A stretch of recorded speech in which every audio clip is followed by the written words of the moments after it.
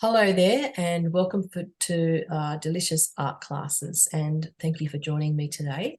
So today's class is all about painting some apples in a basket, and we've got two people joining us today. Hello ladies, thank you for coming. And I'll just reduce my little window so that you're not in the video because I'm sure you don't want to be in the video. But as I always say, if you have any questions, you need me to slow down or anything like that, please just speak up and let me know how you're going and where you're up to. So it's difficult from here because I can't see what you're doing. So let me know if you have any questions. So welcome to today. We're painting this little basket of apples today. It's a really nice one for beginners because it just helps us get into practice to draw things in circles and to break things down into sections. So I use the grid method for drawing, and this process is the way all of my classes run. So what we do is we start the first part of the class doing a charcoal drawing, and you'll have your notes with you. If you've bought the video, then you'll have these notes as well as your reference photos of the apples. And we start off doing charcoal. We do a little sketch in an art diary, which looks like this, or you can use drawing paper, whatever you prefer. And we just do a quick sketch in here using charcoal to practice the picture, rehearse, I guess, the drawing using the grid method. And it's also a really good way to look at the tones in our picture. So by tone, I mean light, mid, and dark tones of grey. And then we transfer those over into the colour version, so we can choose colours that are the same tones to match what's going on in the picture.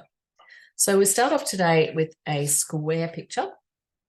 This picture is in a square. Normally we work in a portrait or landscape layout on an almost A4 size page, but today we're working within a square. So first thing we want to do is draw up a square thumbnail, they're called. So this is just a little sketch that we do to practice the main picture.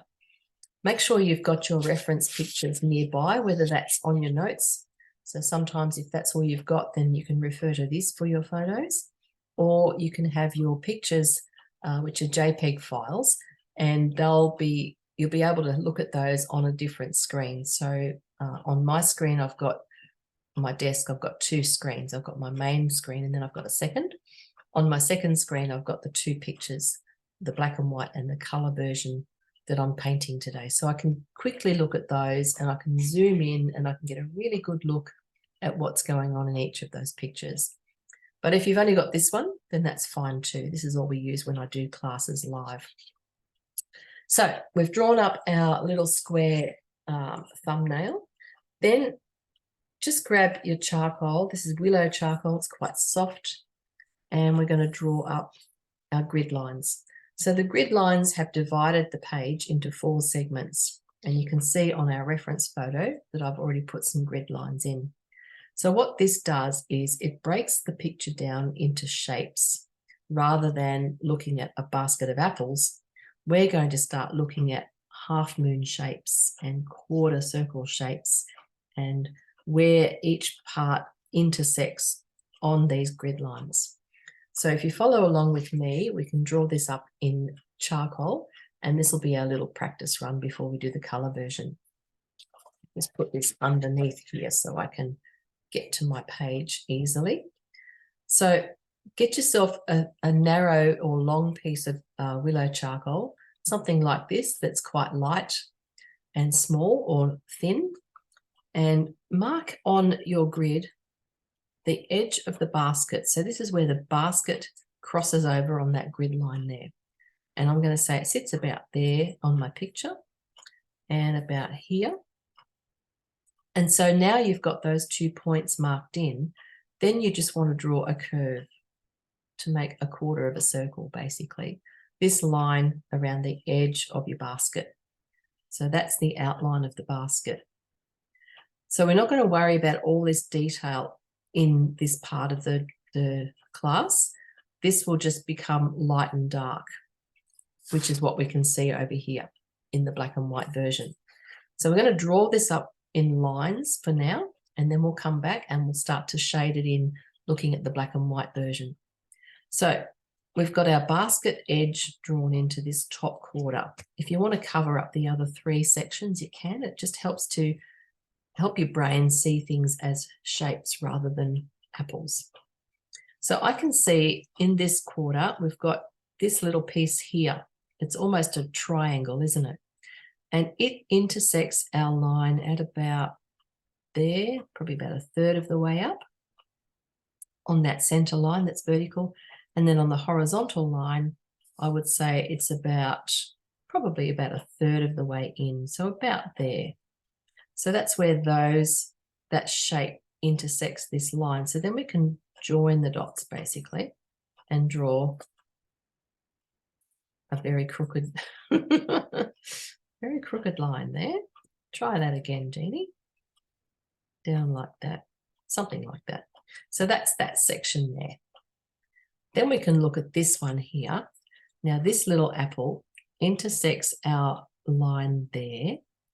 It comes up the edge of the basket, so make sure you leave some of that edge so it comes up to the inside of the basket. Now this is not perfectly round, this apple. He's got a little bit of a bump on this top left section. And so he comes up to there, and then he comes down and he intersects this apple at about there. That's where it meets, I would say, probably a little bit high, about there. So we've got to now draw a line down and around to there, keeping that shape in mind. So it curves out and then it comes back in like that. So that's that section there. And we've got our little diamond shape here where the core or the stem is. So that's that part of the apple. And underneath in here, you can see underneath these 2 apples in this quarter, there's another one hiding down there in the dark. It's quite dark. So just for fun, we're just going to lightly mark in the edge of that. So I can see it goes about there. It's a little hard to see because it's got lost edges. When we shade all of that in, it'll make more sense, but we just need to mark that area in there where that little apple is tucked away underneath.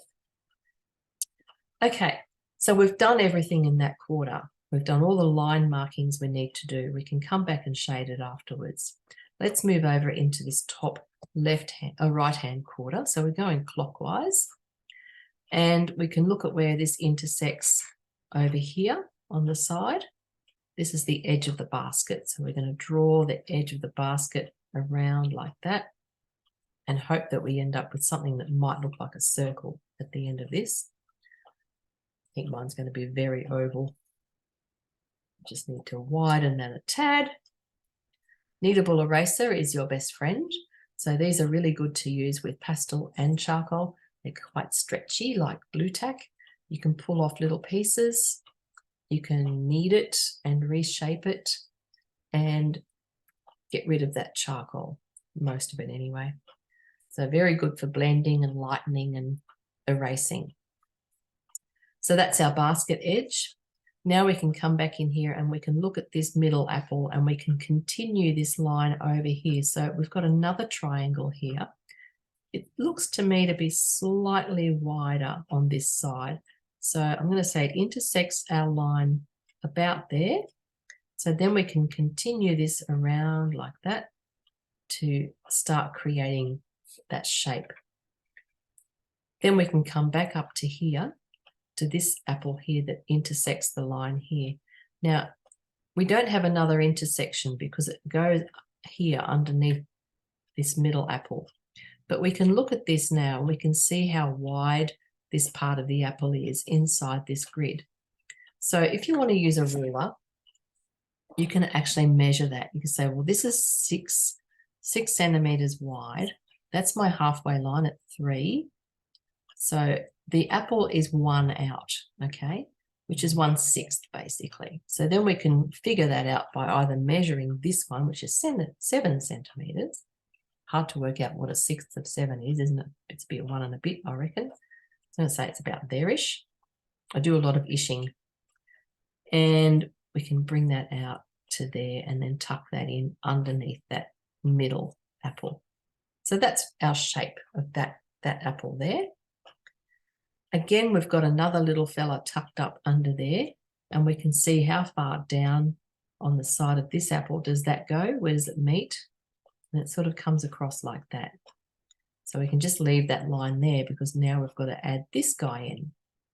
So this apple, got quite a lot of apple in this top quarter, and a little bit of it comes down into the next quarter. The other way I like to look at things when I'm drawing is the negative space. So that's the space around the apples. So if you look here, you can see that this negative space it's like this. Comes around, it goes like that and that and that, doesn't it? Roughly, not exactly, but roughly.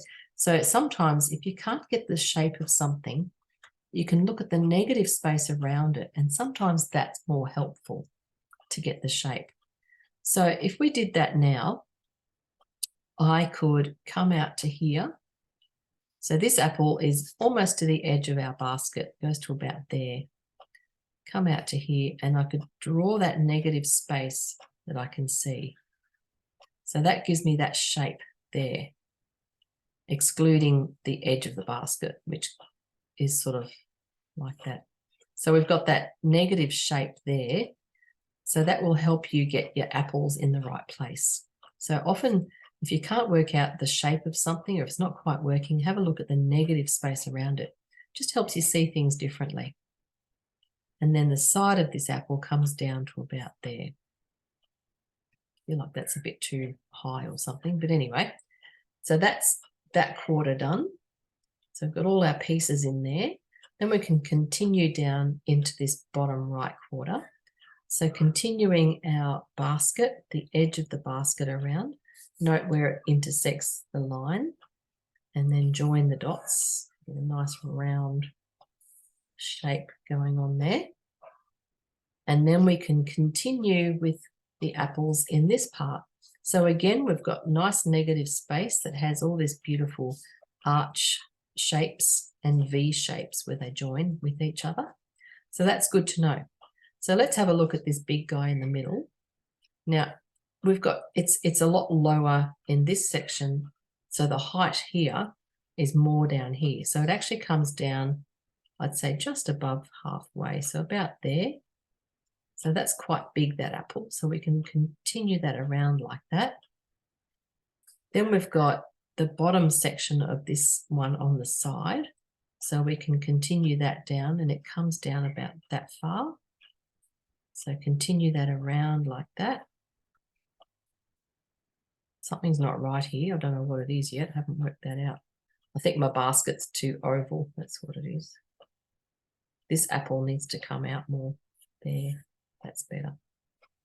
So you always know, don't you, when something's not quite working, why is my apple looking like an egg? Because my basket was not wide enough. So everything connects with everything. There's always an answer. Sometimes it takes longer to find it than others. All right, so that's that apple there. Then this little fella, he's quite small. He's tucked up under here. So now we can, again, look at the negative space. So we've got a V shape there.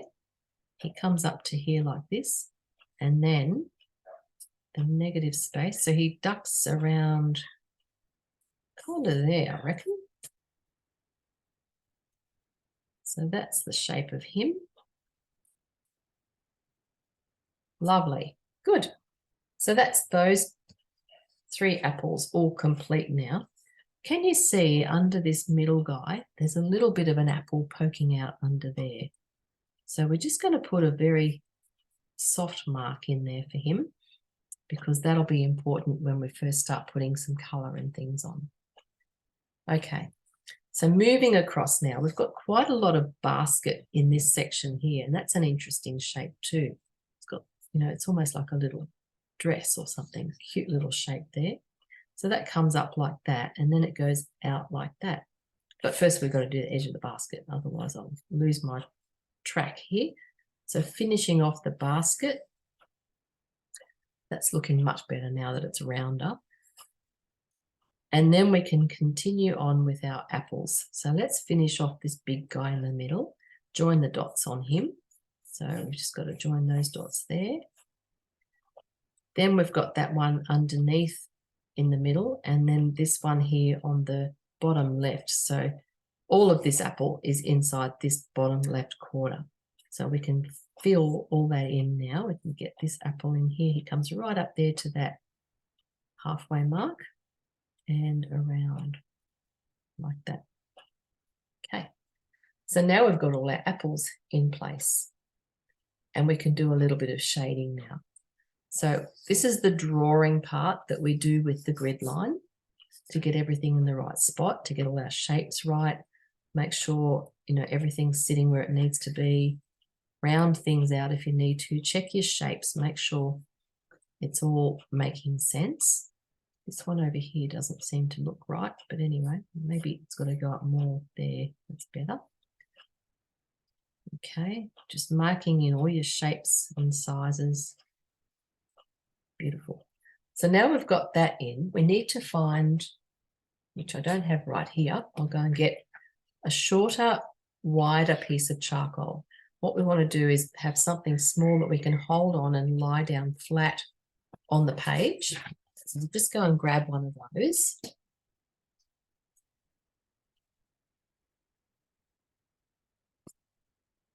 I say wider because it's easier to hang on to when you've got it flat on the page. Little skinny ones sort of get lost in your fingers. You can't get a good grip on it. So this is a shorter, wider stick of charcoal. Not much wider, but it's just a little bit easier to hold. And what we want to do now is look at the black and white version of your picture. So that's this one here. And I have it larger on the screen next to me so I can zoom in if I need to. And what we're going to study is the darkness. So you can see it's really dark down the bottom there underneath all the apples. And this apple that's hiding under here just has this very soft glow. You can't really see any of the edges. They're lost edges. So what lost edges means is that the edge of a thing sort of disappears off into the darkness and you can't see where it starts and finishes. So what we're going to do is get your piece of charcoal and just darken around this middle apple where you can see that it's really dark. And by holding it on its side, you get a much more even kind of mark. So I'm just darkening in there. I'm going to smudge that with my fingers, that little light area where there's a suggestion of an apple hiding under there. And around on this side too. So the bottom side, again, we've got really dark tones through here, and then just a slight shine on the edge of an apple that's hiding under there as well. So again, I can just softly smudge that with my fingers, darken it off a little bit more. Don't be afraid of the dark. And then coming up through here, I'm just going to smudge up right up to the edge of the basket through there so that we get that lovely continuation of darkness that comes all the way through right up to the edge.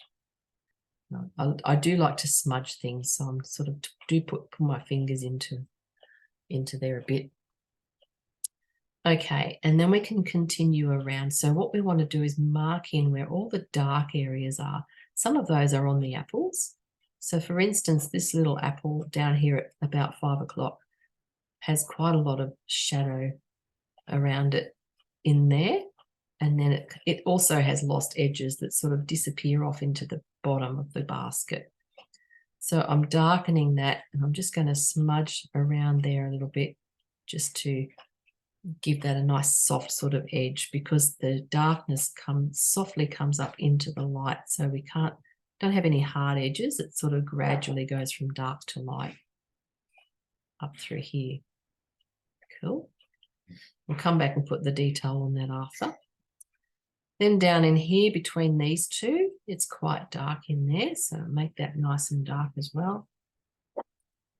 So we're darkening off all around underneath and in the bottom of the apples. Just smudging, darkening through here. So we've got 3 little apples that are hidden underneath the other apples, sort of on the bottom of the basket. But even though they're on the bottom, we can still slightly see them. Some are a bit more obvious than others. So this one on the top here, on the top right, is a little bit more obvious. We can kind of see that a bit more. There's the light is catching that one. It's got a nice little shine on it. And so we can softly put that in there, and then we can add the light onto it. And make sure you put plenty of dark around it so that it makes it pop when you put the light on. Continuing over here and darkening off through here. Again, we've got lost edges back to that first one where we started, and having soft edges between there and the dark basket. So it's just a little hint of an apple hiding under there. And then I'm going to darken off almost to the edge of the basket. So just run my fingers around that to soften that off a little bit too. Okay, there we go. So that's the shading underneath the apples. And then we can put just a few little crisscrossy marks like this around the top of the basket. Now, when we painted this morning, we really didn't spend a lot of time putting all this detail in of the basket, because it just doesn't need to be, you know, detailed unless that's your style. But for this class, we're just going to focus on getting the apples done and the shading, and not so much the texture of the basket. So just a few little marks like that around the edges to indicate maybe the texture and the shapes. But we're not going to worry too much about all the detail that's underneath in the darker areas. We'll just leave those dark. Okay. And make them nice and dark. Just notice this needs to be much darker in here. So don't be afraid to get really dark, because when you go dark, that's when your lights pop. So you can't have the light without the dark. Cool. So that's the inside of the basket done. And now we can just look at the apples and focus on the tones in the apples. So this is where we study where the dark is and where the light is and where the mid-tones are. So you can see the light is coming from right, top right, I would say. That's where the light is coming from. And why do I say that? Because see the shadow here on this little apple down here? There's a little shadow there which is being cast by this one. So that means the light's got to come from this side to cast the shadow there. So just noticing all of those things and where the light is shining and coming from. And we can use our kneadable eraser to put light back in. So if you put too much charcoal down, don't stress. We can always erase it and get some of it off with that. So this is just a quick little exercise before we move on to the colour version. So what I'm going to do here is just start at this top apple and just softly put some charcoal on there. You can see the top right section of that apple is very light. So leave that white if you can, and just gently smudge some of this around here. And if you don't leave enough white, we can always come back over with the eraser. I'm just going to put a bit more dark just around the edges, and there's more shadow on that left side of that apple than on the right, because it's opposite to where the light's coming from. Then I can get my kneadable eraser and I can take some of this off where I want it to be really bright. So if you've put just a little bit of charcoal on, the kneadable eraser will remove it quite easily. So you can get your whites back. We also want some light around where the stem comes from. So I'm going to lighten up that area there. And then we can darken where the stem is. So in where the stem sits, if you put a little dark, like a diamond shape in there, like that. And then just again, add a bit more charcoal to darken off that area. So it looks like it's sinking down into that stem area. And that seems to be working okay. Make that a little bit darker again. And then it's just got a short stem there, so I'm not going to get too caught up in the detail of that. So you see how that now looks like it's dipping down into where the stem comes from, because I've got the dark inside. There's some shadow here where it comes up. And then we've got the light kind of coming around it, around here, where it's catching the light. So the light's bouncing off that section there and over here on the right side. So that's enough information for there. And that's the sort of thing we'll do on each of these apples, and then we'll move over into the colour version, because that's why we're here, isn't it? To do pastels and charcoal, obviously. Okay, so moving around into this one now, we're going to go down underneath, because we've got to get down in there before we can do the things that are around it. Should have started on the bottom ones first. Anyway, this one's down in here, and I'm going to put a little bit of shine on that one because he's catching the light over there. The edges are not quite as lost on this side, so we need to make that a little bit more defined. Maybe about like that. Okay. So it's sort of, it's a mid-tone, that side of the apple that goes down in towards the basket. And then we've got a lovely little light shine here. It's not terribly bright though. So when we do this in color, we'll look at other colors to use for the shine, not always white, because sometimes white's too bright. Groovy. Come back over here to the left now. We've got that little apple hiding down under there. Now, I can see from my color version, it's harder to see on the black and white, but there's actually a little area there where the stem comes from. It's quite dark right there, and then it's nearly as dark around it. So if we indicate that shape in there just by marking a darker circle, you don't need any detail, just the tone will do it. And then, as I said earlier, it's got a slight lighter area around here, and then the edges just disappear into the basket. So we can keep that edge really soft, not put any hard lines in there. Just keep that lovely and soft and let that kind of blur off into the basket. Lovely, isn't it? There we go. So that's those two. I just noticed it's much darker here too. So I'm just going to darken up under this guy, because again, I want that apple that's sitting above this bottom one to be lighter and shine a little bit more. Okay, so that's that guy there. Then we'll come down to this one in the bottom here, which is very subtle. You can hardly see any of that one. All that's there is a very small shine, and it's not a really shiny shine either. It's quite a dull shine, so it's not as bright as the top apples because it's not catching as much light. So that's in there, and I'm just going to darken off around it a little bit more. Again, we've got disappearing edges around that one, so it sort of wanders away into the distance. Okay, so they're all the ones that are underneath. And when we do this in color, we'll do it in sequence so that we start from the bottom and come forward. So if we do that now, we need to come over to this one here that sits at about 5 o'clock. And we'll just focus on the tones. That's what we're doing at the moment, is focusing on the tones of the apples. Okay, so I'm going to put a mid-tone grey around this one. And then as it comes in underneath those other guys up in here, it's much darker. So I can press a bit harder with the charcoal to get a nice dark tone through there.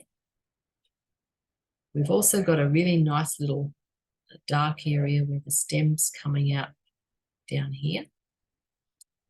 So where the stem's coming out in this bit here, the darkness sort of bleeds up into the apple. So it kind of comes up and it blurs off a little bit. Okay, but the side, this left side, is a sharper side because we can't see down into it. So it's much sharper across here and softer on that side. So that applies to where this stem sits in all these apples. There's a sharp side and a soft side, depending on the angle that we're looking at. So this one over here, for instance, that we did before, its sharp side is here on the bottom. So there's a hard, you can, if you look closely, you can see there's a hard line there. It's like a V shape. So, and that's where the dark and the light are next to each other, but they don't blur. There's a hard line between the two. And it's the same over here. And then, oh, sorry, back to this one. And then on the top side, the darkness from that section sort of just, I've pulled it up so that it blurs a little bit into the apple. And so that now makes it look like it's going down because we've got that beautiful combination of hard and soft edges around that part of the apple. And it applies down here too. So if you look at down here, the right side of the hole, this side over here, sort of oozes out up into the apple, doesn't it? It hasn't got any sharp edges. There's shadow there, but it's a soft shadow. This side, the left side, is where the sharp edge is. So what I need to do is make it lighter, which I've already done basically, lighter here with a hard line between the light and the dark, right, in there. And I just used my kneadable eraser to make that a bit lighter. And the other side oozes up, so it sort of merges from dark to mid into the apple. Again, that now looks like it's going down inside a hole, and that's what I needed it to do, okay? So always look at things like this with, soft edges and hard edges, and how can I make a hole look like a hole? And it usually will have a bit of a clue as to the direction of the light and which way things are facing. So now I'm going to put a stem in just quickly with my kneadable eraser. I just made a knife edge shape on the edge of this with my fingers, squeezed it, made a sharp sort of edge that I can draw a line with. And if I am very careful, I should be able to get a bit of a stem happening there. I don't want it to be super bright because it's not in the picture. So I'm just going to give it a little dark tip because they all seem to have a dark tip on them. And then dab that softly because I don't want it to be too bright. So that gives me a little stem. It gives me, it's almost like a C shape around the stem where I've got that darkness of the hole as it sinks away into the apple. And again, if you want something to be lighter, put more dark around it. Okay, so that could probably be a tad lighter here and there. And this one has a little shine on it too. So I can add a bit of a shine on with my eraser through there because this is the side where the light is. So this side is much lighter than the other side. So I can lighten it up like that. Blur off the dark into the distance. And we're just doing this quickly. I'm not going to spend a whole lot of time here because we need to get onto the color version, but it's the same theory with the color. It's all about the tones. Okay, so that's not perfect, but anyway, we shall move on. And the next one that needs to be done is at about 8 o'clock. That's this one over here. And we can see the bottom of this apple. It's still got a little hole though. So let's put some tone on here first, something to start with, and then push it around. Just push it around with your fingers. We'll do the same thing when we do it in pastel. We'll be using reds and yellows and greens. So now we've got some tone on that. And then we can look at the black and white picture and decide where does it need to be a bit darker. So it needs to be darker here because that's the shadow of this apple falling onto this one. And then around underneath, it needs to be darker because there's no light down in there.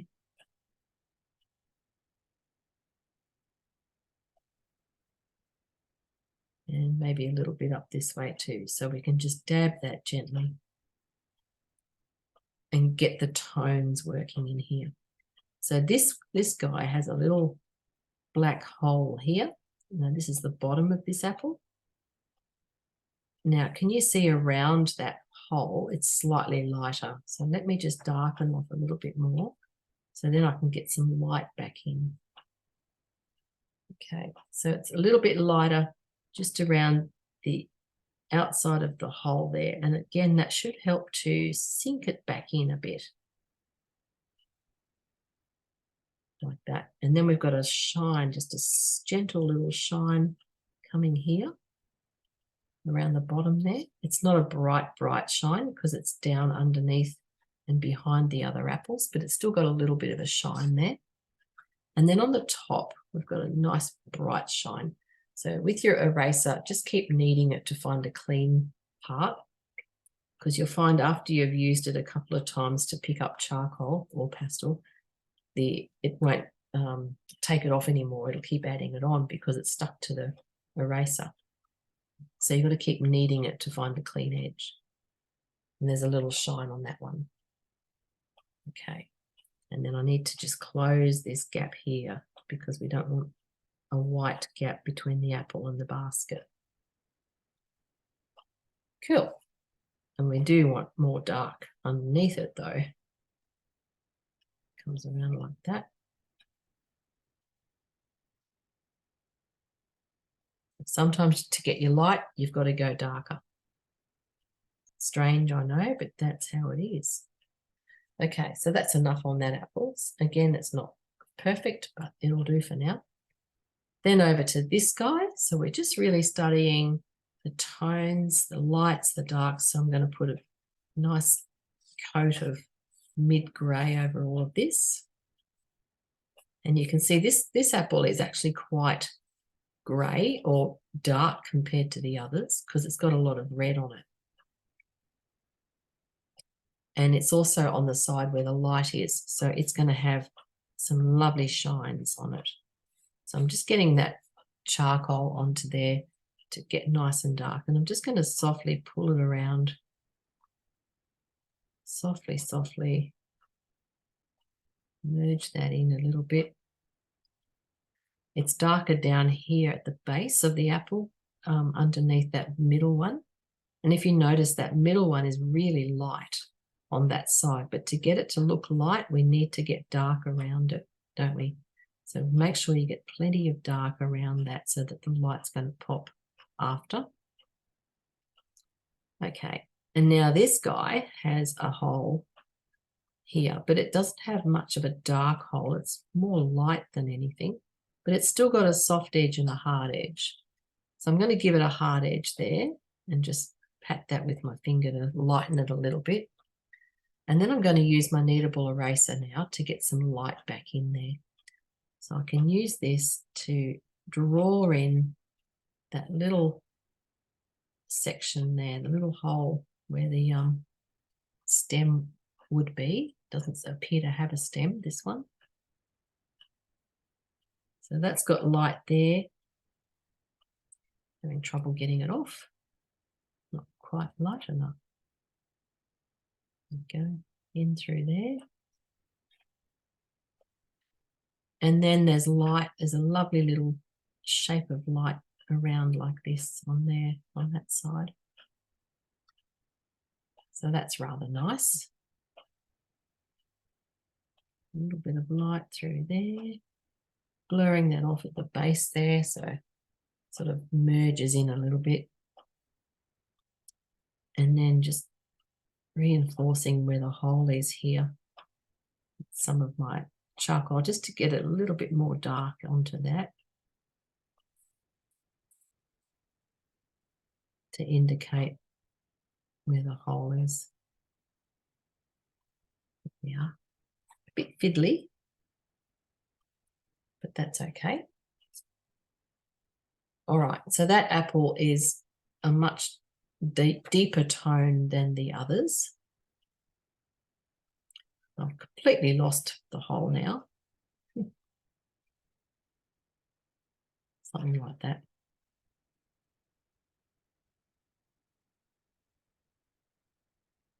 There we go. And there's a nice little shine right on the edge too, right on the very edge of that one.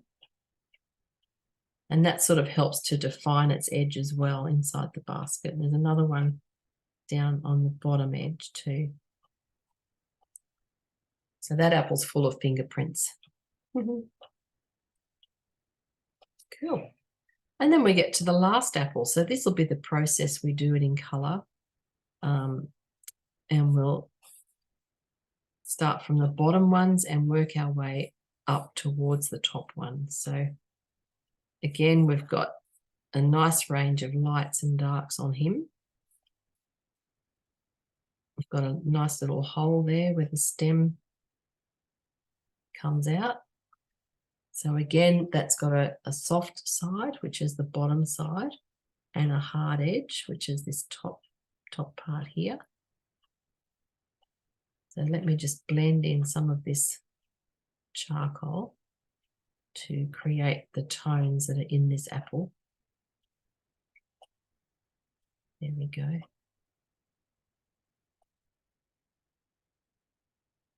Like that. And our little hole, so I'll sharpen up the edge of the black area here. So it's like a star or a diamond sort of shape. Like that. And then it sort of bleeds off a little bit on the other side. So we've got a hard edge and a soft edge. And then the stem is quite light because it's catching the light. So I'm going to do that with my eraser and just draw that in as best I can. A bit tricky. Now it's too fat.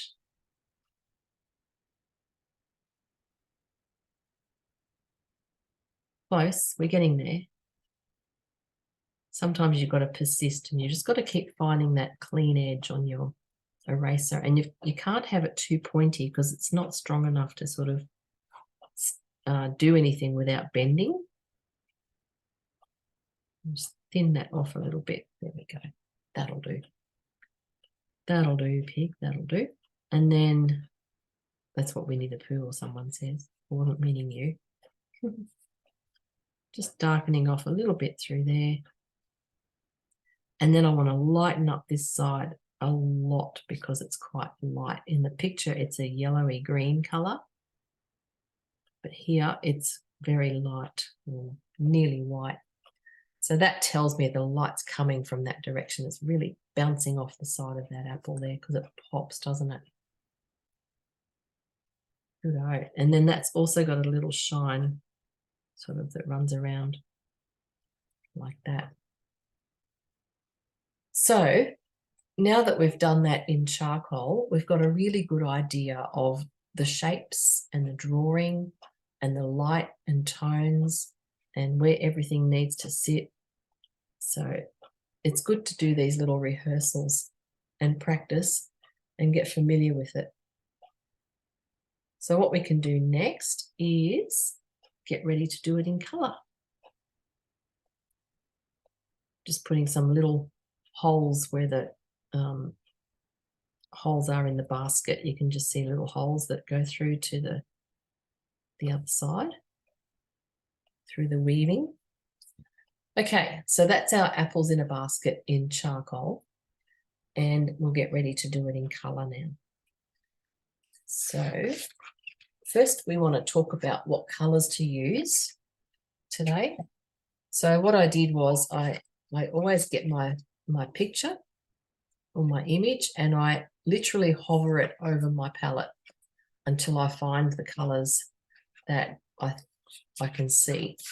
So these are the colours that I can see in there.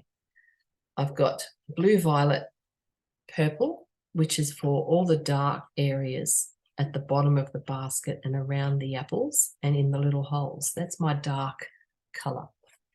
I've got 3 browns. Now that's for the basket. So there's a dark brown and a mid brown and a lighter brown or a creamy kind of colour. This is also a really good colour for the apples to put the light or that light colour into the apples. So yeah, a couple of browns just to show the weaving pattern without doing too much detail. Then I've got a red. So you'll find often reds are not red enough. They're often looking a bit orange or a bit pink or a bit, sometimes they're really hard. It's hard getting a really good red. So just do your best and try and use whatever you have. So I've got a nice red. I've got a limey green color. There's not a lot of green in there, but there is a sort of a hint of green, maybe in this section here on that middle apple, and perhaps a little bit here. But you can decide whether you want to use green or not. And then I've got this, what I call a mustardy yellow color. That's that color there. So it's really nice in the apples with the red. It makes a really nice light tone for that color there. And then I got a orange red. So that's this one. And it's nice just to mix in with the reds to soften off a little bit and give it that sort of orangey, pinky tone. And white. I've got white, which doesn't look white because it's all dirty, but that will be for the shines and the light bits. And I did put some blue there too, because I think a bit of blue is quite lovely in the apples to create some shadows and just a bit of difference. So they're the colours, and we will draw this up in charcoal. The paper I've got for today is this light blue colour, only because, no reason really, it just sort of matches whatever's on the background of this picture. So that's why I picked that. It could be anything, doesn't really matter, as long as you'll be able to see the basket and the apples on whatever colour you choose, because we're going to not fill the background in. I mean, if you want to, you can. And sometimes people want to, by the end of the class, they've got a lot of dust and fingerprints and smudges on the paper, so they might want to fill it in, and so you're welcome to do that. But for the class, for the duration of the class, we're not going to bother filling in the background. So that was why I picked the blue, just because it was similar to what's there. Blue is also complementary to brown and orange, so they kind of work together. And if you do pick a colour, a paper colour that's mid to light, then you could use a charcoal to do your drawing, because it's easy to rub out and it works really well with pastel. If you've got a dark coloured paper that charcoal won't be able to be seen on easily, then just grab a light or white pencil, pastel pencil or charcoal pencil. Don't ever use graphite. Graphite and pastel don't play nicely together. They you can't cover graphite very easily with pastel, and it'll always show through, and you get this weird silver sort of line or mark. So if you have graphite pencils anywhere near your pastels, just hide them from yourself, because it's easy to pick it up and forget. So try really hard not to use your graphite, because it won't work. So what I might do is we might take a 10-minute rest. That'll give you a chance to choose your colours, start doing your drawing onto your pastel paper, and get ready to do the coloured version. We'll have a 10-minute break. When we come back, I'll draw it up on my pastel paper. So if you want to wait for me, you're welcome to do that, or you can forge ahead, whatever you'd like. So I will see you in 10. All right, so we've had our little break and we've got our colours all organised. So let's get started on drawing this up again for our colour version. Okay, make sure you've got your notes handy, or the picture at least, so you can see what you're doing. So when I'm working on my pastel paper, I like to either tape it or pin it onto my board. So I've got some tape here, which isn't very good quality. Anyway, it's called 14-hour tape. So I think it's what painters use, and it's quite good because it's not too sticky and it'll come off reasonably easy. If you find your tape is quite sticky, it can tear your paper. So just stick it onto your towel or clothing or something a couple of times to get some of that adhesive off, so that it doesn't tear your paper when you take it off. It's nice to, if you do use tape, it's nice to put it all the way around your page over this white area, because then when you take it off at the end of your painting, especially if you're filling in a background, it gives you a nice clean border. So that always looks lovely. But when you do take your tape off, make sure you pull it away from the artwork. So pull it outwards, not inwards, because I've torn artwork before doing that. So it can tear, so just be aware of that. Okay, let's go. So we're working in a square today. So I think what we can do is figure out the middle, which is 15 across here. This short side is 23 centimeters. So if we make this 23 by 23, then that should be fine. So if we work, what's that? Then that'll put us 3.5 centimeters in from each side. 3.5 in, and I'm using charcoal because it's easy to remove and it'll also be easy to cover with pastels. So just find your edge there and just draw a line down either side. Or you can put the square over on one end of your page and have a nice big gap on the other side.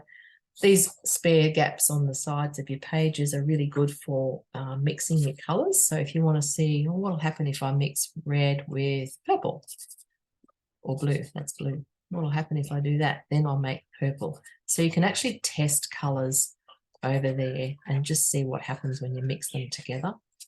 It's nice to have a spare part of your paper or even another bit of a sheet of paper that you can do that on. Have a little hand towel like this. One end is wet, so I can actually clean my fingers off and dry them on the other end, and then I can pick up a fresh pastel. That's helpful if you're working, if you've got really black fingers, which you will do, and you want to pick up a white or a light color, your fingers will contaminate the pastels. So try and clean your fingers off in between colors if you can. All right, so now we're going to draw up our grid line. So half of 23 is 11.5. So I'm going to draw my grid line up through here. So I've got a line down the middle and then a line across the middle. So 11.5 that way and that way. So drawing up the grid line, and we're going to draw this in just like we did before. Get everything in the right spot. So you might want to grab your reference picture with the grid line on it so that you can refer back to that and see where everything intersects, basically. So let's do all this again. So we're going to find our intersection points and join up the lines. If you want to cheat, you can go and get a dinner plate or something and draw your circle using that. And I'm all for it if that's what makes life easier. Why make life difficult when you can just go find something and trace it? Unless, of course, you like the challenge. Obviously, I need to trace. But anyway, that will do for now. So that's my basket. Just round that out a little bit more there. The nice thing about charcoal is it just blends with your pastel, so you don't have to rub it off or anything like that. It just all sort of disappears into your page. So I'm just going to move my photo over to this side so I can see where I'm going. Now the border of the basket, it comes in about that wide. That's the edges that we can kind of see. So I'm just going to mark that in because it's easy to get confused and to take your apples right to the very edge instead of the border, which is what most of them come to. So let's just put a bit of a border around there like that. And I'll take off the marks that I'm not going to be using so that it's a bit clearer. So that's sort of a border around the edge of my basket. So now I can work out where my apples need to go to. So let's start in this top left quarter again. And we can see that this apple intersects about there. And it sort of bulges up a little bit here, doesn't it? Comes up to the border and then it comes down more than halfway down. So I'd say about there. So we can bring that down to there and around. So that's that apple in that section there. Don't forget we've got that little one underneath everything. So it sits down inside here. Now we can't really see it very clearly, but it is there. So we're going to suggest it later on with our colours. So it kind of sits down underneath there. Gone all wonky again. It's hard working flat because I can't step back and look at what I'm doing. I like standing at an easel because then I can always step back and look at things from a distance. It's much easier. So that's that guy. And then we can put in this little one down here, which is going to end up being the big one in the middle. And it comes across to from here and it intersects at about there. So it's not quite halfway. Comes around like that. Okay, so that's that guy there. We've got this one underneath that sits in here, and then we've got this guy up here. So that's everything that's in that top left quarter. Now we can move over to the top right quarter and we can continue to draw in this apple. So there's more of him in that left side than the right side. So just continuing that line across through the middle there. Then we can continue this one too. So it comes down about a third of the way in on that line. So I'm going to join those dots there, bring that around there like that.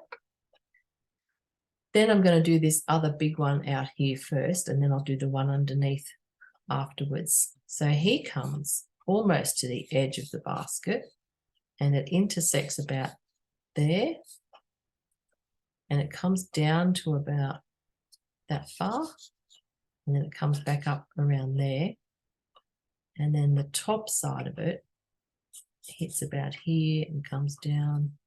And again, remember to look at the negative space around the apple. So if you can't get the shape of the apple itself, have a look at the negative space around it. Okay, so I've just realized that needs to be much rounder down through there. See how easy the charcoal comes off? That's wonderful. Okay, so the negative space is this area around the apples. So you can see that interesting little shape there. And then we've got this other little apple tucked in underneath here. So he's about there. Okay, and it's dark in there and dark in there, but we'll look at all the tones afterwards. Okay, so that's that top half done. And then we can move down into this quarter here and we can look at this big apple in the middle. So he's got a lot of apple on that side and it comes down to about there. That bit there. And then we've got a little apple down here. So again, looking at the negative space, that's this shape here, this triangular, rounded triangular shape. Comes around like that. And this apple comes up to just beyond the edge of the basket, of the border. And again, it comes around to here. So I'm just, again, looking at the negative shape around there. So it sits at about there. Okay, and his little stem part is here. And that one's is there. That one's is about there, and this one's about there. So just marking those in lightly. Then we can move over into this quarter here. So let's finish this big guy in the middle. Okay, so he's right there in the middle. Then underneath him at the back, we've got another little bit of apple hiding under there. So he's tucked away in the dark. And then we've got this big one on the bottom left at about 7 or 8 o'clock. So he's touching that line there, comes down and then around, and he goes slightly over the border of the basket and then down and around there. So that's the shape of that one. So now we've got all our apples in the right spot. Groovy. So that's all we probably need to do with charcoal for now. Keep it nearby because it comes in handy to do little things like the dots on the end of the stems and, you know, bits of shadows and things on the stems and stalks as well. So keep your charcoal close. And now we're going to start to work with, excuse me, colour. So what we're going to do is work from back to front, because that's the easiest way to go with pastels. It's always easier to start with whatever's behind and come forward. It's much harder to get in behind things. So if we did all these apples and then wanted to get into the basket underneath it, it's not impossible. You can do it, but it just is more difficult. So I'm a great believer in making things easy for myself. So I like to work from back to front. First, we're going to block in all the darks. So we're going to pick up this beautiful blue violet, if you have it. If you don't have blue violet, which is our darkest colour for the colours I've picked out for today, then maybe a very dark blue or something that is nearly black, deep, deep green, a really dark brown. Anything that's dark will be fine. I like to use this blue violet because it's just a lovely shadow colour, and I really like the violet that's in there because violet's lovely for your shadows. But if you don't have that, if you don't have anything else that's really dark, then you'll have to do it in black, which isn't bad. I just feel like you can't get any blacker than black, you know what I mean? So I always like to leave myself a little bit of room in case I want to get something really, really black. But if that's all you've got, then that's all you've got. So pick up your darkest colour, and we're going to block in all the dark areas in here. So there's a lot of dark at the bottom here. So I'm just going to darken around these apples and make the bottom of the basket quite dark through there. So all around here, inside the basket, not the edges, but just inside where it goes down inside and it gets quite dark. I'm not going to worry about leaving little holes for all the weaving bits to show through. If you want to, that's absolutely fine. It is a bit more complicated, but if you've got the time and the energy, then by all means go for it. What we can do later on is if you can find a colour that's close to your paper colour, or you could even use, you know, a bit of this just to put a few little light marks around like that that might suggest the holes in the weaving, but not until later. So just filling in all this dark area with some of you with your blue violet. Okay, and then also looking at the area between the apples where there's a lot of shadow. So these apples underneath the others are all quite dark down inside there. So I'm going to put a bit of dark where I can see all that dark area. Okay, so just in between them, this is what's going to separate apples from each other. So when you have things that are similar or same colors, like fruit or petals on a flower, so you've got a pink flower, you've got to find 54 shades of pink, basically, to get all the pinks to, you know, stand out on top of each other, all the different petals and shapes and things. So it's the same with fruit. We need to be able to distinguish the ones that are under and the ones that are over and all the rest of it. So to do that, we've got to use tone or shadow. Okay, so I've got black down, or not black, blue violet down on the bottom underneath my apples, so on the bottom of the basket, and then also in between them. So what we're going to do now, this is blocking in, we're going to literally rub this in with your fingers. Okay, so rub it in with your fingers, blur the edges a little bit, so make sure that you go over the outlines of those apple shapes a little bit, because we need to overlap them a bit so there's no gap between the apple and the background later on when we put the other colors in, or the reds and things. So just pushing this in like this, and what I'm doing is I'm pulling it around in the direction of the basket. Okay, so the basket is round, so I'm making my finger move around in that direction. So you've always got to think about the direction of the thing that you're painting and pull the pastel in the same direction. It just helps to give it the right shape and feeling and texture and all those things. Because I'm sitting at the desk and working flat on my table, there's a lot of dust collecting around my picture. And so you can see that sitting there loose on the paper. And it just happens, some pastels are more dusty than others, but this blue purple in particular, blue violet, sorry, is very crumbly, very dusty. So it creates a lot of dust and it doesn't all get mixed into the paper, unfortunately.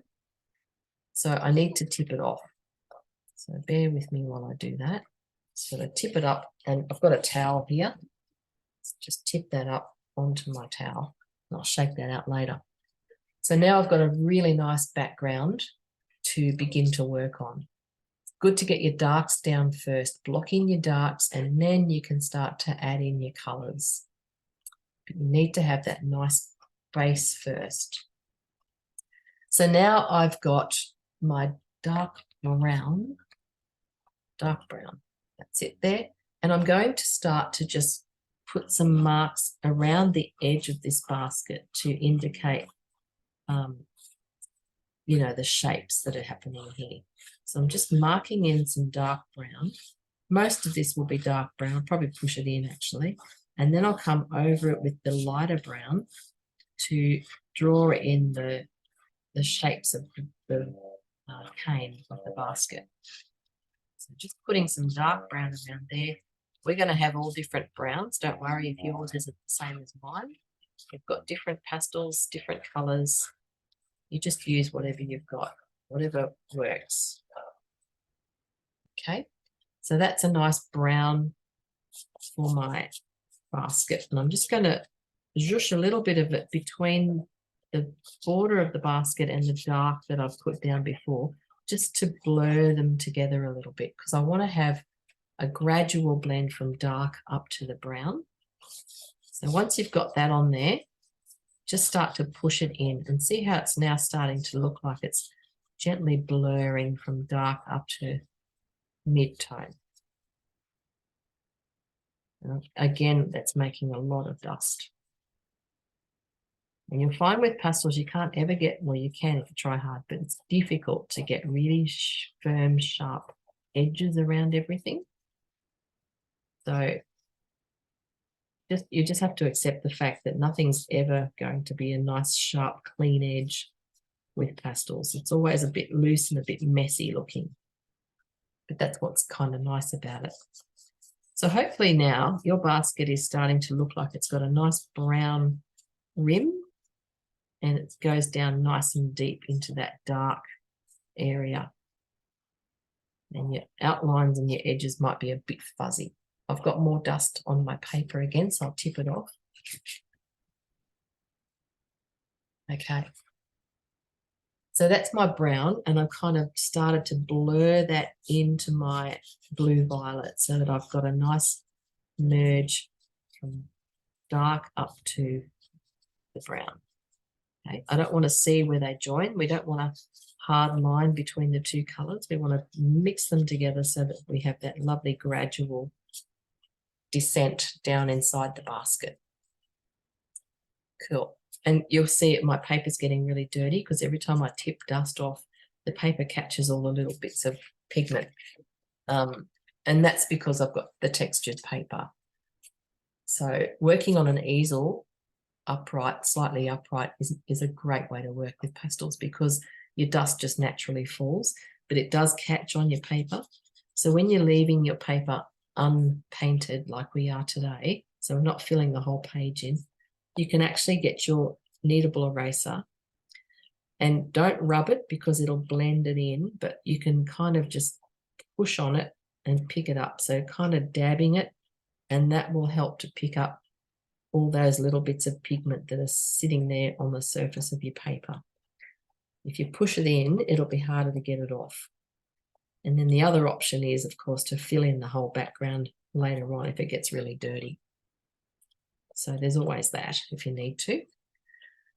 Anyway, we'll worry about that later. So now I'm going to pick up my next brown. So it's still fairly dark, but it's a bit lighter than that first one we used. And I'm just going to do these beautiful little crisscrossy shapes through here that sort of indicate a basket, a woven basket shape. So you can do yours any way you like. I'm just putting it around the edge for now, just to get that impression of the woven basket. If you don't like a basket, you can turn it into a bowl or a plate. And that's the lovely thing about being an artist. You can actually make it into whatever you want. So it's up to you, really, isn't it? It's artistic license. You can change it around. I'm just going to pull some of these down into this dark area, and then I will sort of dab at them off into the distance again, just to, you know, hint at the shape or the texture of this basket. Jeannie? Oh, yes. Yes. Who's that? Christine, you need to unmute, lovely. I can't hear you. There we are. Yes. I've just got your screen in the corner. I haven't got, is that me or is that? Yeah, I think it must be you. Oh, okay. I didn't touch it. It just happened. Oh, that's weird. Yeah. Oh, so is the picture of you and I bigger? It's me, totally me, and I've got you in the corner like a little snapshot thing. Oh, okay. Maybe if you, can you see where there are 9 little squares somewhere? Yep. So maybe click on there and Right. select Yeah. speaker. Yeah. And that should make the screen of what I'm doing bigger. Okay, I can see you bigger now, but not like it was before for some reason. Oh, I haven't changed anything. Oh, no, it's okay. I've got it. You got it? Yeah, I've just clicked something else. Thanks. Oh, beautiful. Good, good. Okay. Thank you. No worries. Okay. So, where were we? We were putting some of the Background. Yeah, background, that's right. Beautiful. So putting some of these baskety sort of shapes in here, just softly, softly, like that. Just to suggest that we've got these beautiful woven kind of shapes. Now, the other thing I'm going to do is, before I push all of that in and disappear it a little bit, I'm going to put some of the blue violet in and do some of the same kind of lines with that, just to create a little bit of shadow. So, you know, when these baskets are sort of all woven, they get shadow on and around each little piece. And that's how we see that they are all intermingled. It's all about the light and the dark, isn't it? Oh, that broke. Okay. And so I'm just going to do a few little lines like that. They don't have to be exactly the same as the ones we've just done. In fact, none of mine are at all. Just to create that feeling of the shadows. It's beginning to look a bit like a bird's nest, and that's okay. Maybe we can make a bird's nest. So something like that, with the lights and the darks of the blue violet and the lighter brown over the other brown. And then don't blend it, because if you rub it, it'll kind of just disappear and turn to mud. But if you dab it like this with your finger, so I'm just dabbing, okay, softly dabbing, and it's blurring it a little bit, but just enough to sink it back down into that dark area and not make it too obvious, but it's beginning to look like a basket, hopefully. A very rough basket. So by just dabbing all of this with my fingers, what's happening is I'm picking up browns and darks on my finger and then putting it back down. So it's kind of mixing the colours around a little bit, but still keeping those slight variations in tone. So once I've got all of that sort of dabbed in, I'm going to tip off my dust again. Okay. And now that's starting to look sort of basketish enough anyway for me to now carry on. So it's very different to the picture, but that's okay. You could potentially later on come back and sort of, you know, get a lighter colour and do more of this sort of thing. if you want to. Up to you. We're all different. But I'm going to leave it like that for now because I want to get stuck into these apples because they're quite yummy. So what we're going to do is we're going to have a process. So each apple we do will be a very similar process. And we're going to work around the apples, and we're going to begin with the ones that are at the back or underneath, and we're going to work out which formula to use or which process to use to work on each one until we get to the final one, which will be the big one in the middle, because it's sitting right on top of all the others. Okay, so we're going to work on these bottom ones first that are underneath that we can't see, the ones that disappear into the bottom of the basket, and then we can come forward because that's easier. I always say it's easier to work from back to front. So let's have a look at this one on the left here. My board's making really weird squeaky noises. Let's have a look at this one here on the left. What I'm going to do, and I know it might seem a bit radical, but I'm going to put red in here because there's a red apple down there. And I've seen it and I know it's there. So just put a bit of red in that area there. Okay. And if you've got too much dark, don't stress. We can put red over the top. All right. So I've got a bit of red down in there.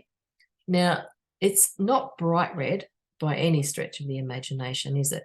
So let's quieten it down. We're going to grey this off a little bit with some of this brown. This is my lighter brown, not the lightest, the middle brown.